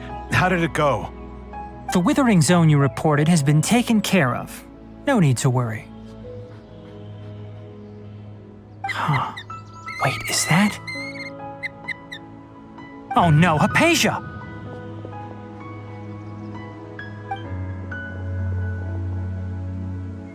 Huh? What's wrong, Tighnari? This Duskbird is Hypatia's designated courier for urgent news. You do remember her, don't you? She's the scholar you and Paimon were following when you first arrived in Sumeru. Oh, her? How could we forget? So did something happen? Let me see what's written in the letter first. So what's it say? And what's with that weird expression on your face? Just let Paimon read it. Huh? All Paimon sees are 3 squiggly lines. Yes, allow me to explain. After we brought you from Hypatia's cave to Gandharvaville, Hypatia resumed her meditation. She must have just finished. It's been nearly 3 days since she's had anything to eat, and it appears she's forgotten to prepare some rations. This letter is her asking us for help. We need to go. What? You mean she's been sitting there for 3 days? Hey, wait, how did you know all that from just a few lines on the paper? Well, obviously because this has happened before. Last time she drew 5 lines, and by the time we found her... Well, I'd prefer not to remember that. Needless to say, Hypatia's been through worse, but we should still get to her as quickly as possible. I've got some emergency rations set aside for times like these. Paimon, Traveler, could you two bring these to her? Wait, you want us to bring her the rations? But will the Traveler be okay if her cave is still filled with that funny incense? Let's find out. Here, Traveler, take a smell and see. So, how do you feel? Huh? Really? You're not feeling even a little drowsy? But wait, how'd you know that she'd be okay this time, Tighnari? Back when we were clearing the Withering Zone, I observed that she could adeptly manipulate the Dendro element. I knew then that she would be fine. And if I may ask, when I was telling you two about Irminsul's ley lines, was what I described similar at all to what you saw while you were unconscious? That's correct. Those weren't hallucinations at all. Though I don't intend to apologize for deceiving you, because what you saw is of significant importance. Not just for the nation of Sumeru, but the entire world of Teyvat. My forefathers were shown much favor by Greater Lord Rukkhadevata. We took an oath to protect this nation together with her. Now that that duty has fallen to me, it was part of my responsibility to ascertain whether you could be entrusted with the fate of Sumeru. Now, after seeing you in action with my own eyes, you have earned my confidence, and I no longer feel the need to hide any secrets from you. When you passed out, your consciousness had connected directly with Irminsul. What you witnessed were actually real memories contained within Irminsul itself. I could try to tell you more, but it would be better if you went to ask Hypatia instead. Her focus on meditation and use of Spirit Borneol are aimed at establishing a connection with Irminsul, just as you did. That sounds nice and all, but will she really help us? Seriously, she completely ignored us the last time we tried talking to her. That was because when you ran into her, she was in a special phase of her training. During that time, she must avoid communicating with others. Please, wait here for a moment.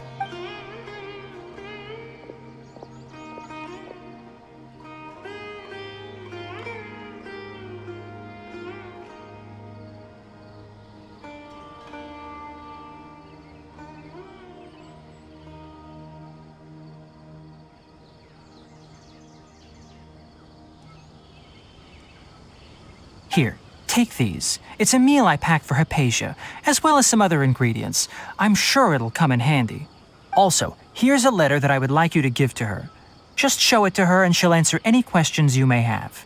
No, I should be the one thanking you. You've both been a great help these last few days. Hypatia should still be in the cave. Let's go inside and see how she's doing. Anyway, please take good care of Hypatia. I'll go prepare Kale's medicine now. Using the lunar lotuses while they're still fresh will significantly boost their effectiveness. Rest assured, Kale will recover quickly as long as she has her medicine.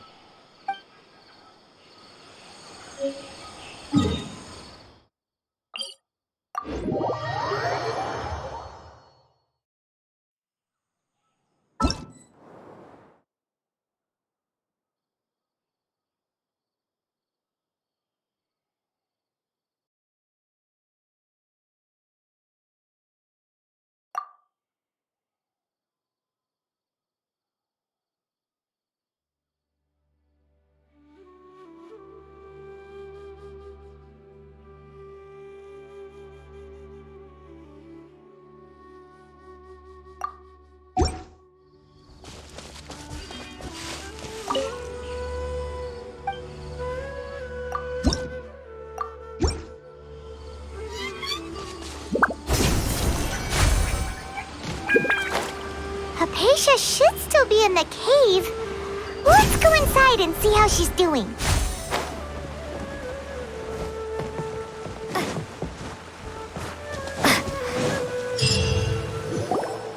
Hello? Hypatia? Hey, there's nobody here. Maybe she went out to look for some food. Let's try looking around the area.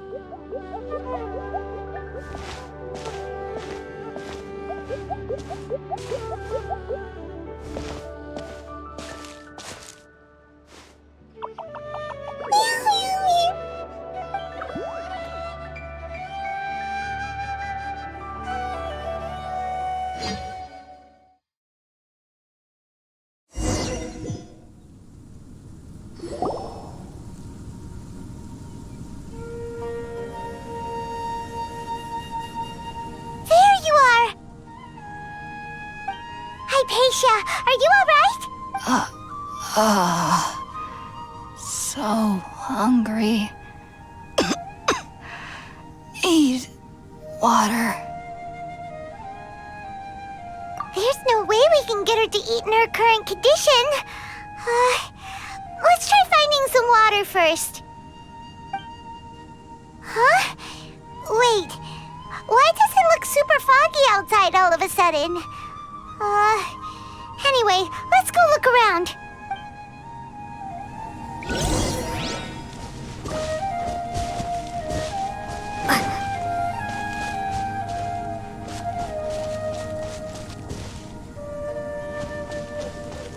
So hungry.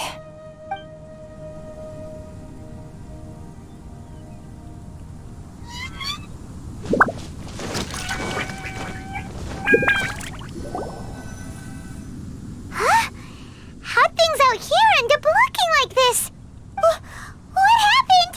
And where are we? Really? Oh, maybe you're right. Let's go investigate the area.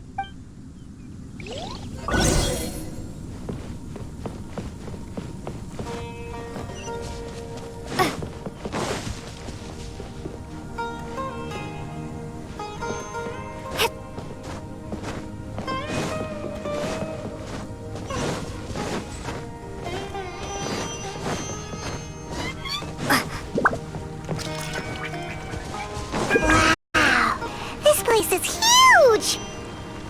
Paimon knew there's something off about that cave. Let's think of a way to get over there and have a closer look. Who knows? Maybe we'll find a lead of some kind.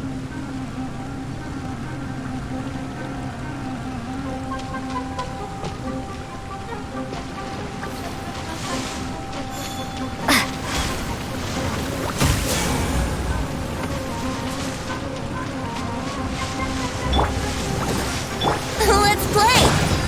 Into the wind. Scatter!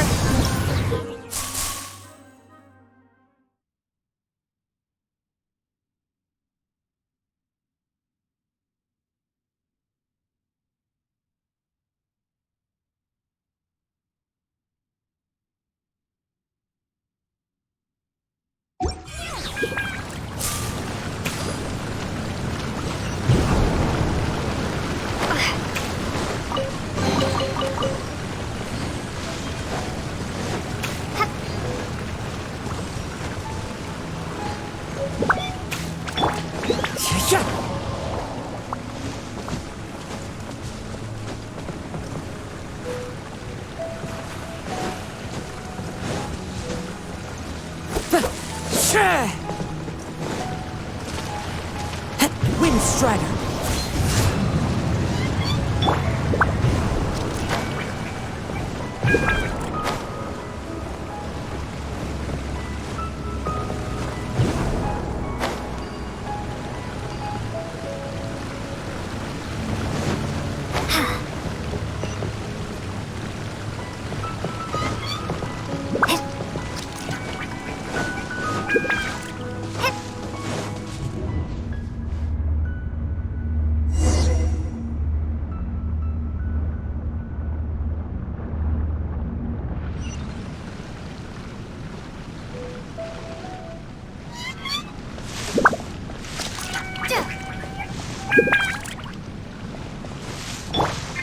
Huh? What happened just now? Why'd everything around us suddenly change?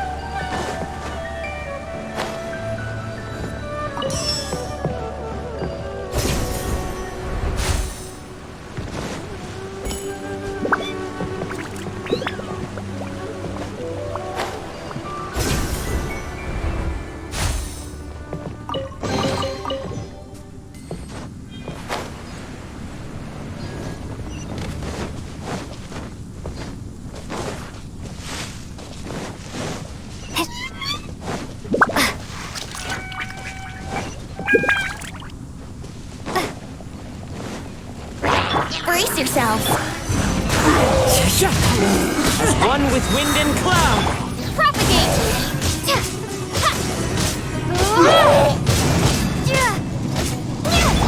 Let's play. Time for takeoff.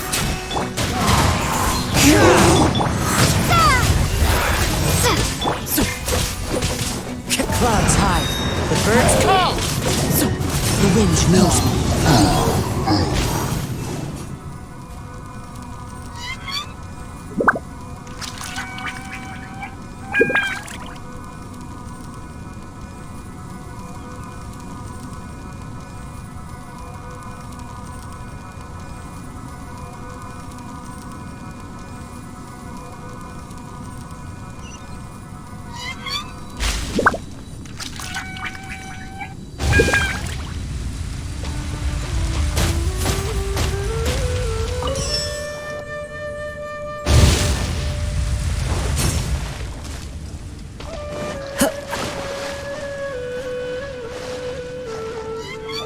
Time to go.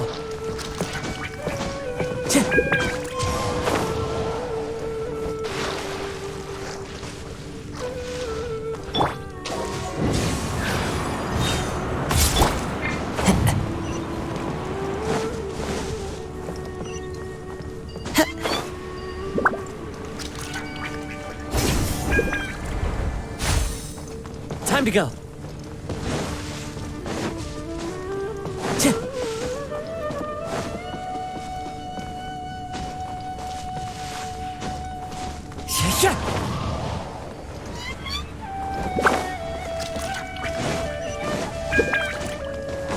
Time to go.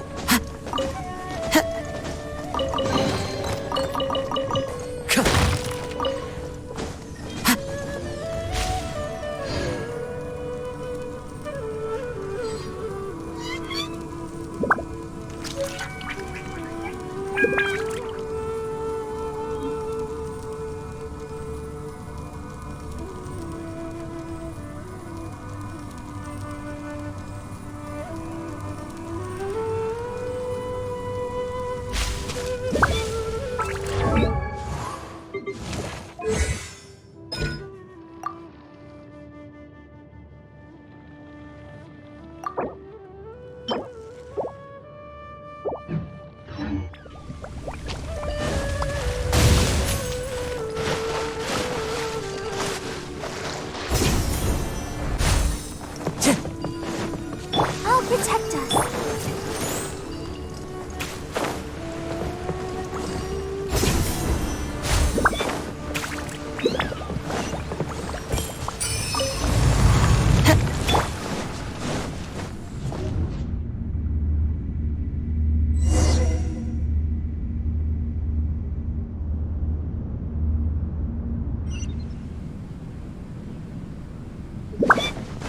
What is going on here? This place is getting weirder by the minute. Hey, what's the matter? You don't look so good.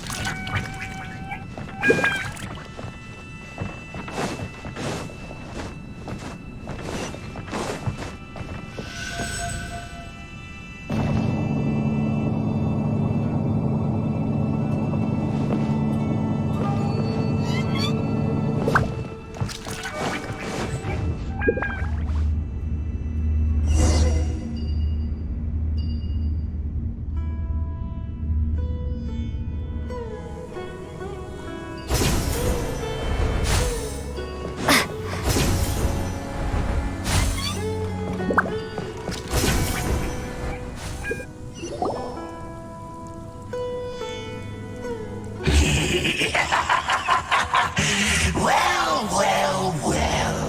Looks like we meet again, traveler. The Abyss Herald! What are you planning to do in this strange place? Strange place. Plotting. You needn't worry about such things. They don't concern you. For the Abyss. Let's dance. Brace yourself. Think you can get away? Wind strike! Time to go. Propagate! Fallen leaves, adorn my night! Here we go!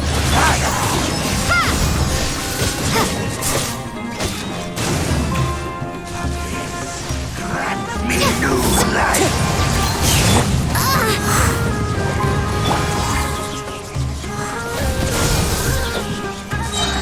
Spring forth! Brace yourself. Time for takeoff. I'll protect us. Scatter! Huh? Why can't we beat this guy? Oh, Paimon doesn't get it! We've faced others like him before! What's wrong this time? Traveler, though you may have managed to avert countless crises before, your good fortune was bound to end sooner or later. It's time you realize how weak and powerless you really are. Your brother. Oh, pitiful traveler. Are you really so ignorant? Or are you just living in complete denial? His Highness has long since forsaken you. Your meager existence in his eyes is that of an annoying bug, only to be stepped upon.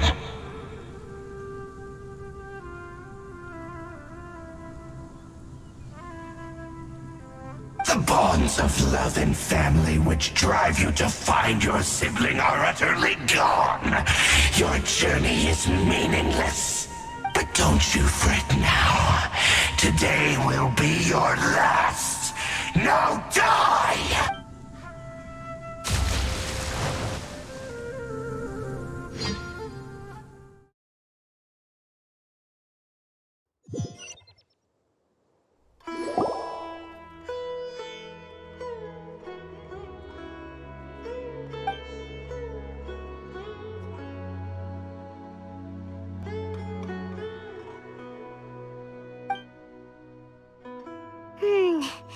What do we do? We haven't seen Hypatia anywhere out here. Oh, there she is! Quick, let's see how she's doing. So sweet. Well, the good news is that she's still conscious. Hey, why'd you drop her food on the floor like that?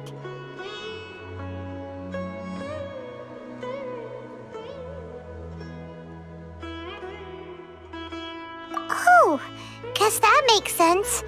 She does look kind of rough at the moment. Anyways, we can talk about this later. We better make sure she's all right first.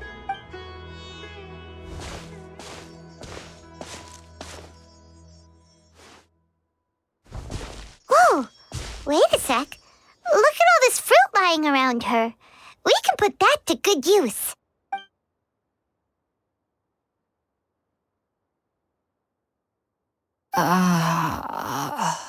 Who is there? Tighnari, is that you? Huh?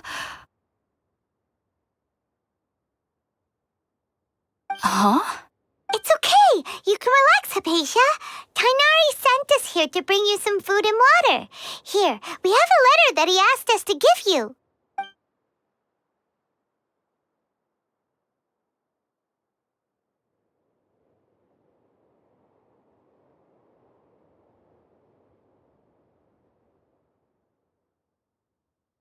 I see. So, you're friends of Tighnari. I apologize for all the trouble I've caused you. I'm grateful that you came so quickly to save me. You even brought all this fruit. Well, actually, fruit. It was already here when we arrived. We were kind of wondering about that, actually. When we found you here, there was all this fruit lying around and even some juice dripping from your lips. How did you end up like this anyway? Oh, really? I seem to understand now. All the fruit was likely from my, neighbor. Must have come by and saw me like this. Your neighbor? You mean there's someone else living nearby? Oh? So you're able to see them too?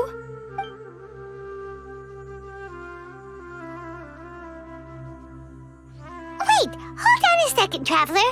You say that before we arrived, you saw some mysterious creature and suddenly had a strange dream? Isn't that a little too crazy to believe?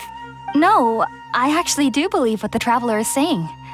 I myself had a similar experience once before and ended up scaring my timid little neighbor here. You needn't worry. They mean you no harm. They only dragged you into the dream because they hoped to buy themselves a little time in order to scurry away. So, Hypatia, just what kind of creature is your neighbor exactly? I'm not sure what it's called, to be honest. But I do know that they have some sort of deeper connection with the Dendroarchon. I know this because the first time I saw them was also the exact day my consciousness was able to form a connection with Irminsul.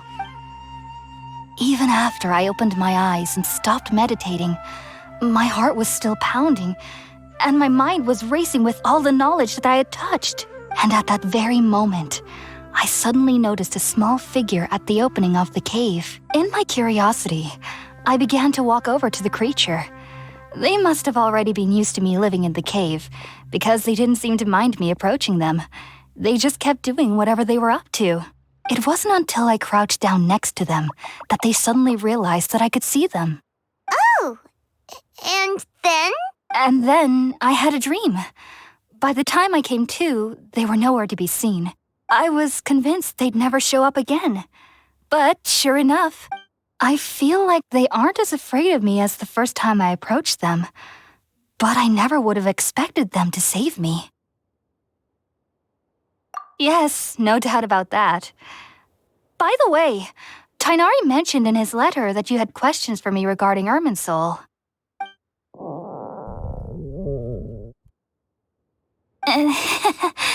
Sorry about that. Sounds like just drinking juice still isn't quite enough for my stomach. Well, if somebody hadn't dropped the food earlier... Anyway, looks like we'll need to prepare something ourselves. Besides, Paimon's getting hungry too. Let's eat first and talk about Irminsul later. All right, we're up, Traveler. Today's menu will feature sweet madame and a radish veggie soup. You'll love them, Hypatia. They're our specialties after all. Sounds good. I've never tried any dishes from other nations before. I certainly look forward to it. It's been so long since I've had a decent meal, too. To be honest, the last time had to be when Tighnari came to visit.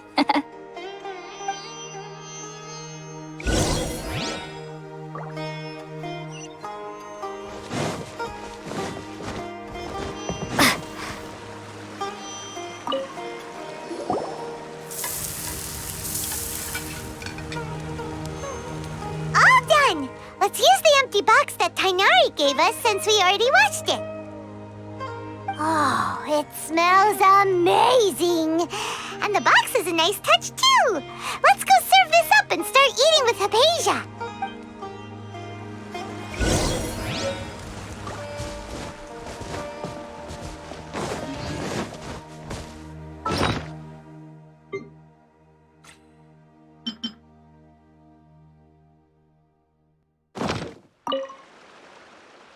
Are you already finished cooking? Smells delectable. I'm truly thankful whenever I can enjoy a proper meal like this. Cooking really isn't my forte.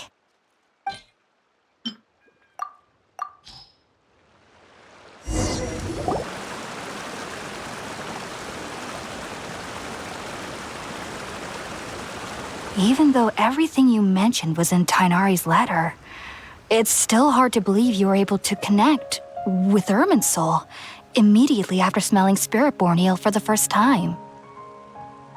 It took me nearly 3 years before I could do so. And everyone at the Academia even lauded me as a genius. You should know that some researchers spend their entire lives without ever successfully connecting with Irminsul as you have.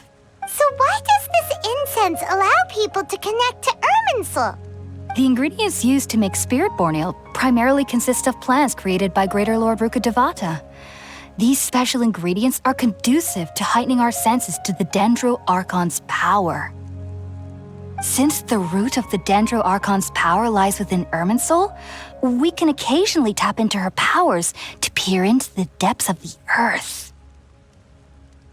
Naturally, anyone who can establish a connection with Irminsul in their first ever attempt must be a person of great understanding. Makes sense. But Paimon's got a question. Why was she sensitive to the smell of those plants for such a long time? That was primarily due to her body's unique constitution. Stimulated by the incense, she could perceive the Dendro Archon's power and experience the sensory overload, hence the adverse reactions. Taking in any scent similar to the ingredients of Spiritborn ale would cause adverse effects. Not to worry, though. It appears you've already fully recovered. Technically, your body should still be sensitive to the powers of the Dendro Archon, but unless you're using intentional meditation techniques, the scent of Spiritborn ale should no longer trigger such reactions. Whew. Well, that's a relief. I must admit, I am quite envious of your abilities. Even if it meant suffering from pounding headaches for the rest of my life, I'd consider it worthwhile so long as I could connect with Irminsul at will. Whoa, you're really serious about this whole thing, aren't you?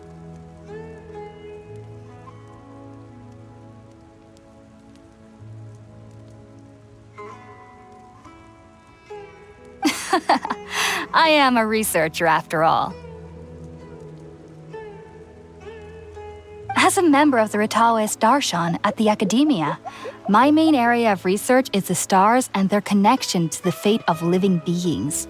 But there is still so much we don't know, especially regarding the mysteries that lie in the starry skies. Which is why I must turn to the all-knowing Irminsul for answers. If only my perception wasn't so limited. Unfortunately, I cannot guarantee that my every attempt to attune with Irminsul will be successful, or that doing so will leave my consciousness intact. I am currently in the stage of training known as Satyavada life. Many researchers in Sumeru have lost their minds while seeking to attune with Irminsul during this stage. Sages have said that Irminsul contains divine knowledge, and touching such knowledge without the proper preparations and abilities will only lead to one's mind caving in on itself. That's why we meditate alone. We need to ensure that our minds will be calm while minimizing the possibility of involving anyone else.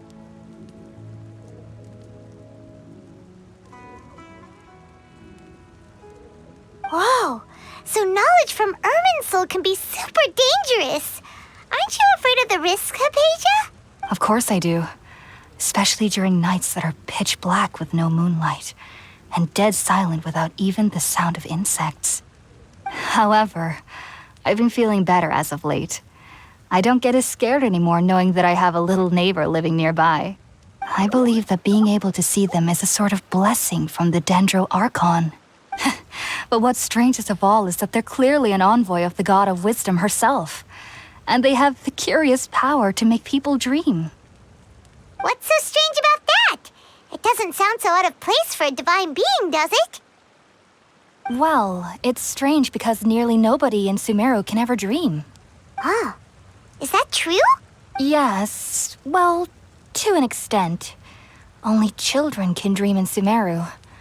Adults, however, never do. The sages say that wisdom implies rationality, but that which occurs in dreams is often neither rational nor logical.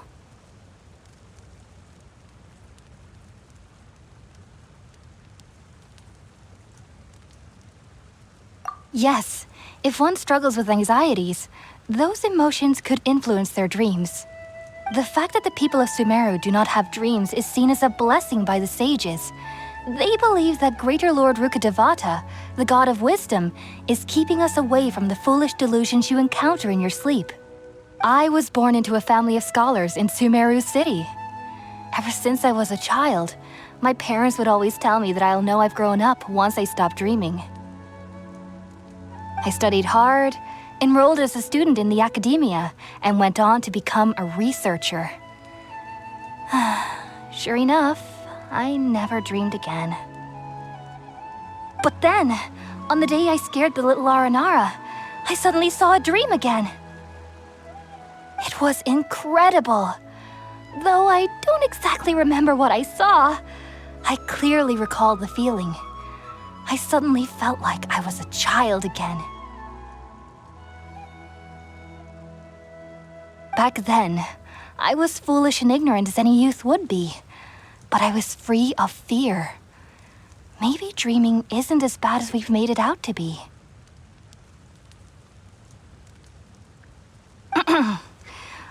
Just be sure not to speak of this if you travel to Sumeru City.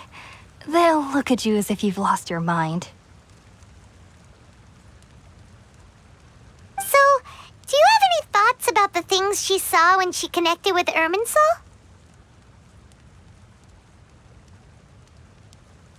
Sorry.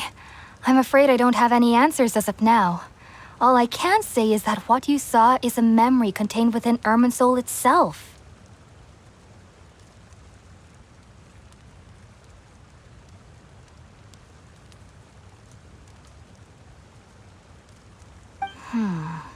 World forget me. What could that possibly mean?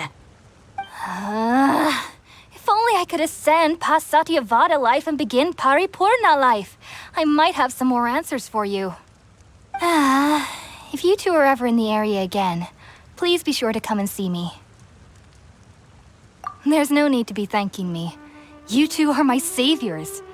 Besides, I'm already looking forward to tasting some more of your cooking.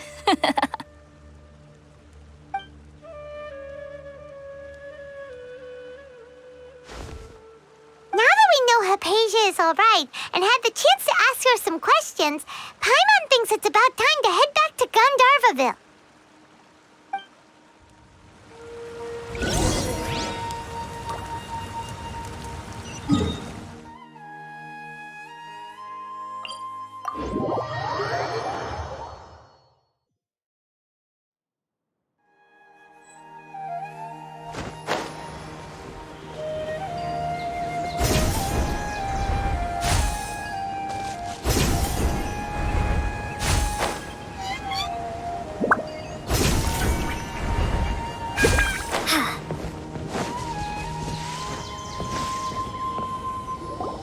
Think about it, Tighnari. Refusing to join is tantamount to burying your head in the sand. I understand that you're a forest watcher and that it's your duty to combat the effects of withering zones. But isn't it evident that such work is not a lasting solution to the problem? Finding a cure for Irminsul. How could you possibly refuse? Keep your emotions in check, Ghulam. Let's at least listen to Tighnari's reason for declining. We're here to invite him to the Academia, not to cause a scene. Sage Kage, I am truly honored that you came here in person, but I'm afraid I must still decline your invitation. I am merely a forest watcher. How could the great minds of the Haravatat have any need of someone like me?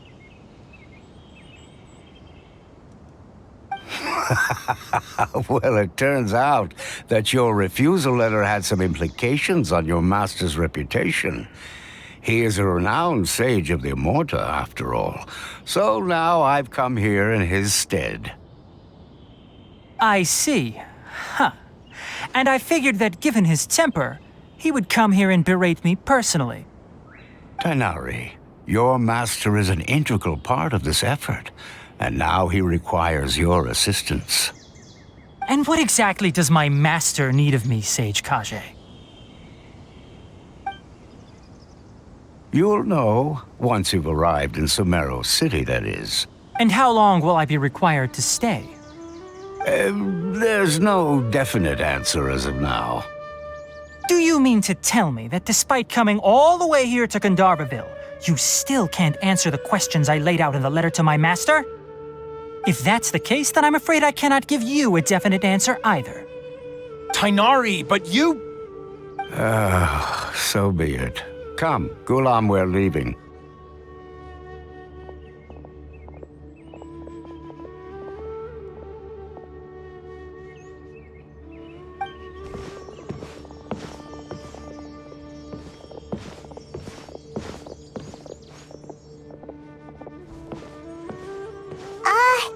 Tighnari, what was that all about?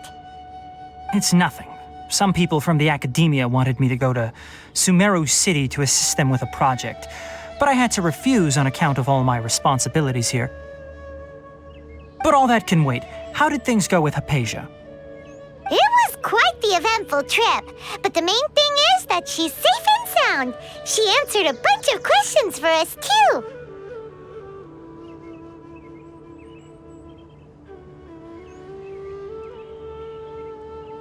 Very good.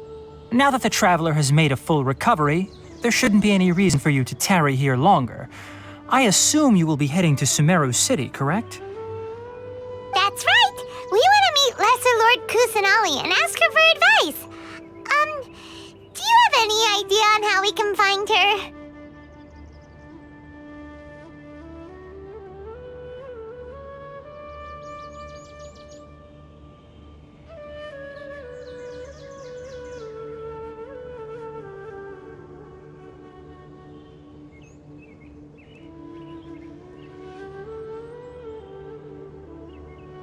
Sorry. I'm afraid I don't have any advice for you there.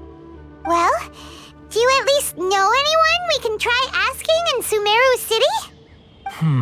Let me think. My trips to Sumeru City have been fairly short, and most of my acquaintances are researchers. How about this? I'll write you a letter of introduction that you can give to a researcher I know.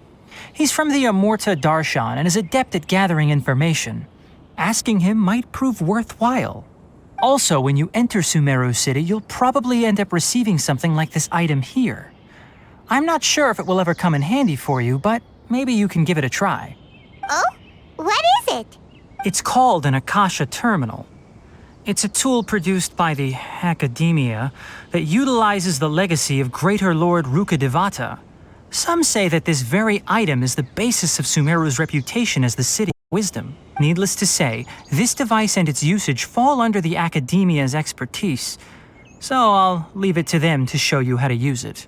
Great! Next up, Sumeru City!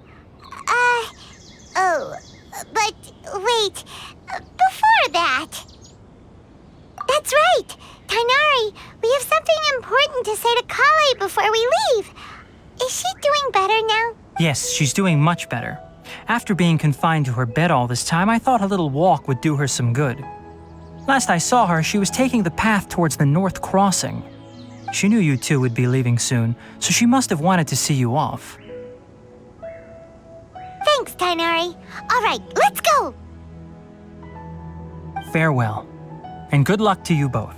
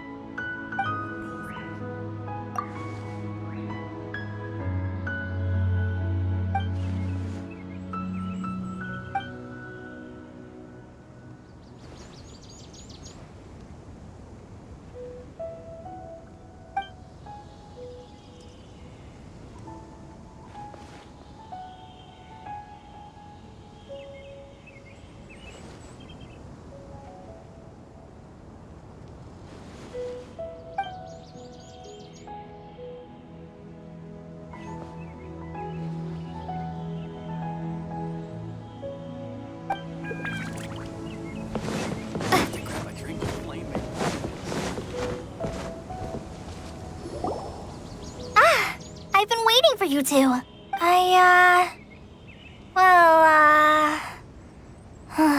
Never mind.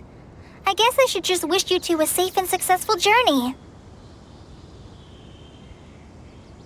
Thanks for waiting here just to see us off, Kale. We're headed to Sumeru City. Don't worry about me. I can take care of myself. My condition won't be getting in the way of my duties. I want to be a forest ranger after all. It's up to me and the others to protect the rainforest here. And, I'm sorry.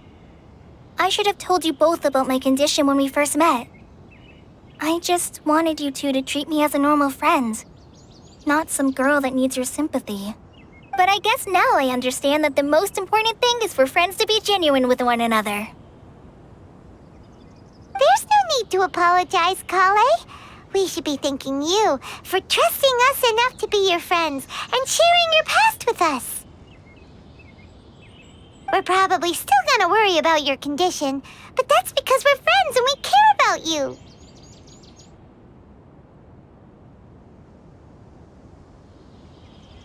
Thank you. That means a lot. Before you leave, I have something for you. Oh? What is it? It's my recipe for pita pockets. I told you that I'd give you a copy, remember? My handwriting is a little, messy, so please don't laugh. Yay! Thanks, Kale. Now we can eat those scrumptious little pitas whenever and wherever we like. I hope that whenever you eat them, you'll both remember your time here in Gandharvaville. Well then, I, trainee Forest Ranger Kale, bid you both farewell. Please visit Gandharvaville again. The Rangers will always be ready to assist you here.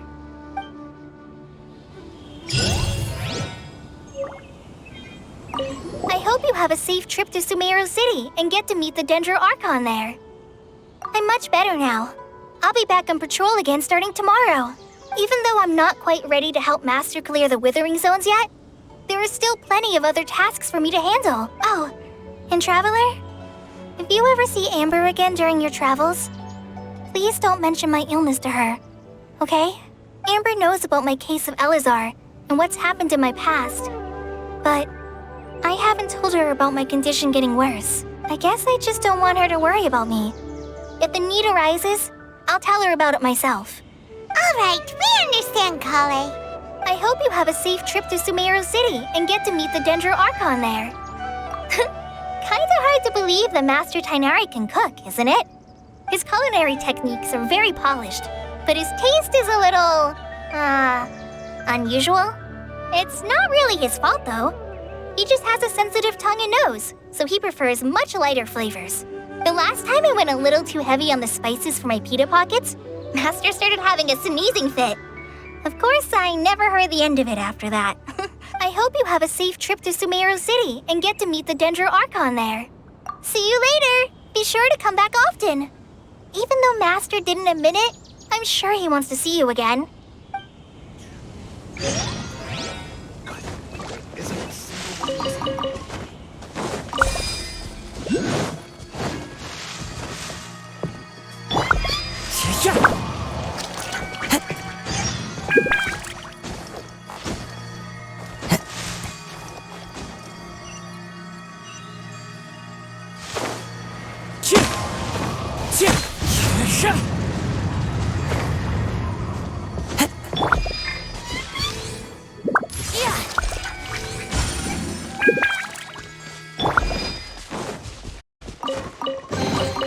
I'll keep this close.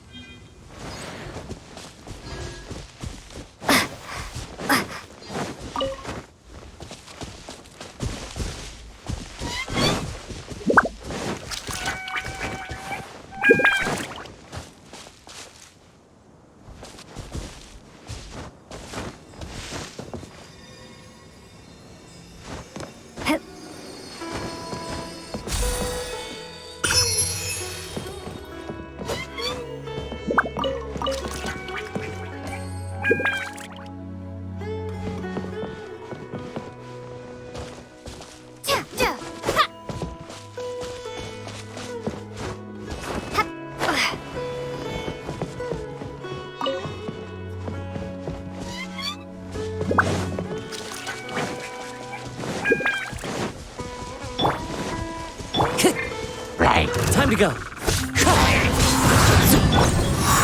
Wouldn't gliding be faster?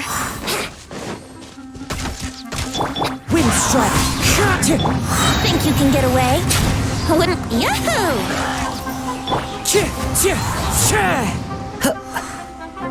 As one with wind and cloud.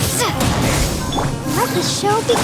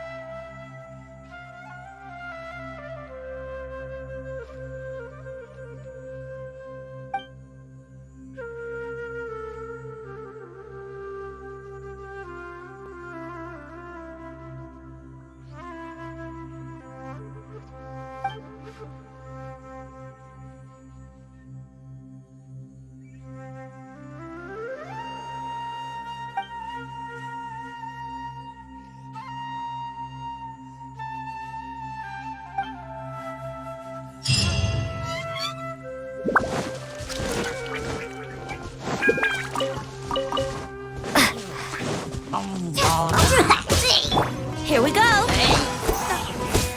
One with nature.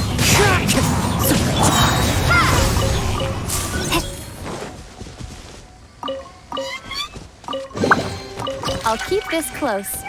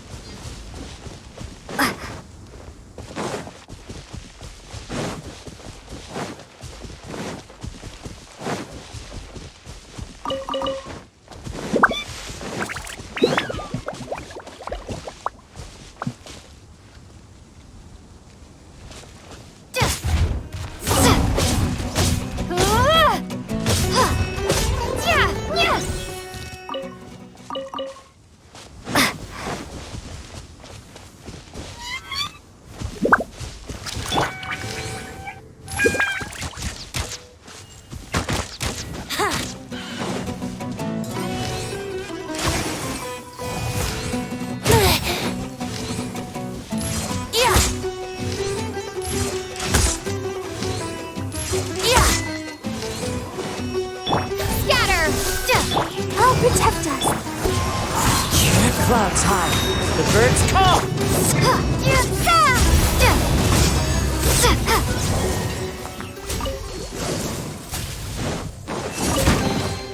A reward on the road.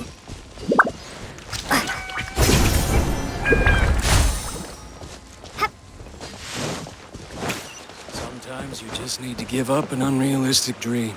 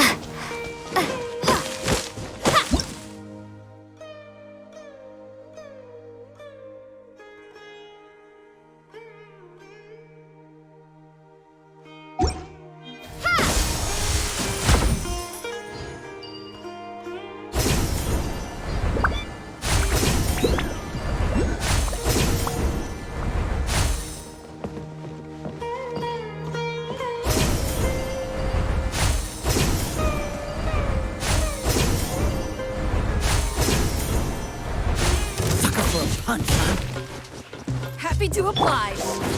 Time for takeoff. Let the show begin. The wind knows me. Propagate! Is this an answer from this world?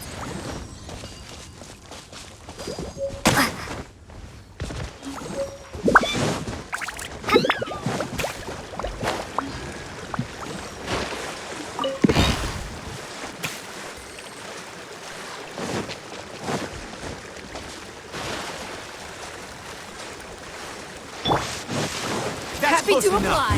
One with nature. As one with wind and cloud. Brace yourself.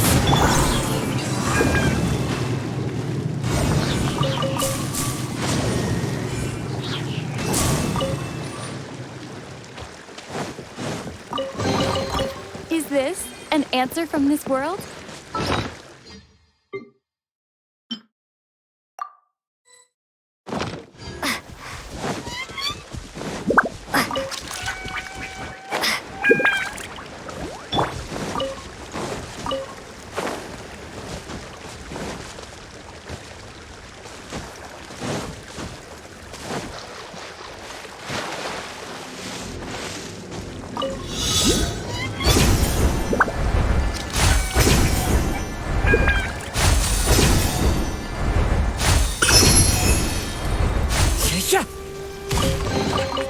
A fateful offering.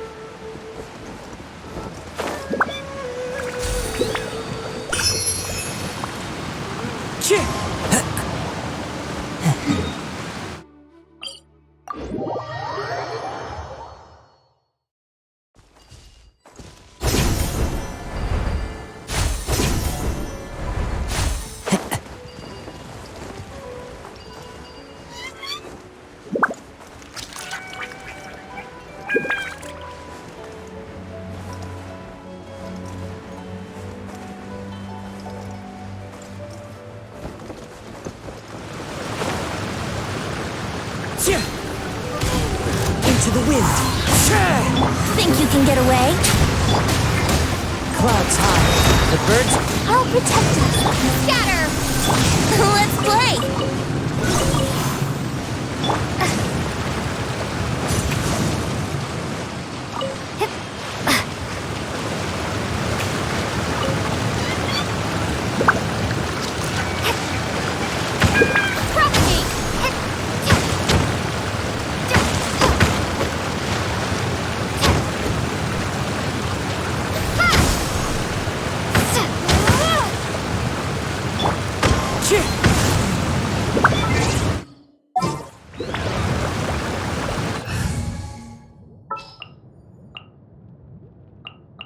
I won't hold you back.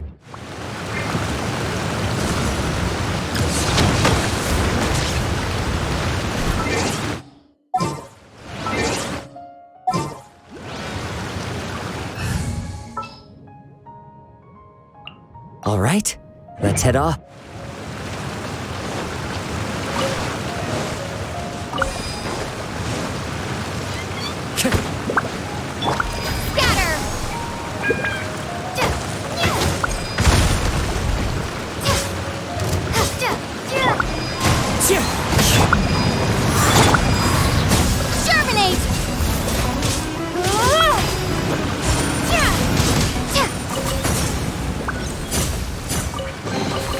I'll keep this close.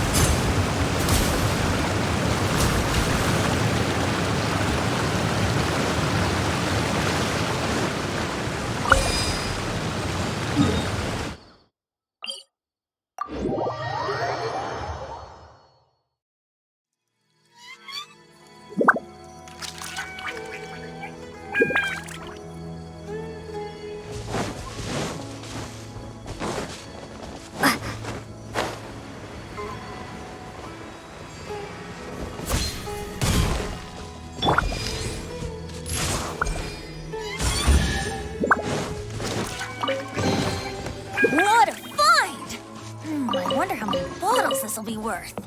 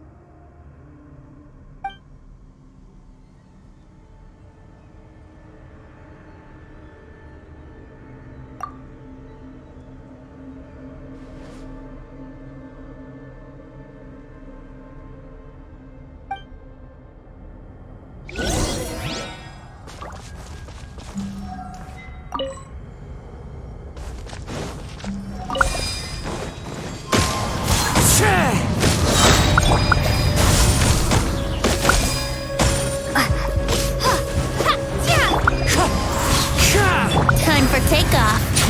Brace yourself.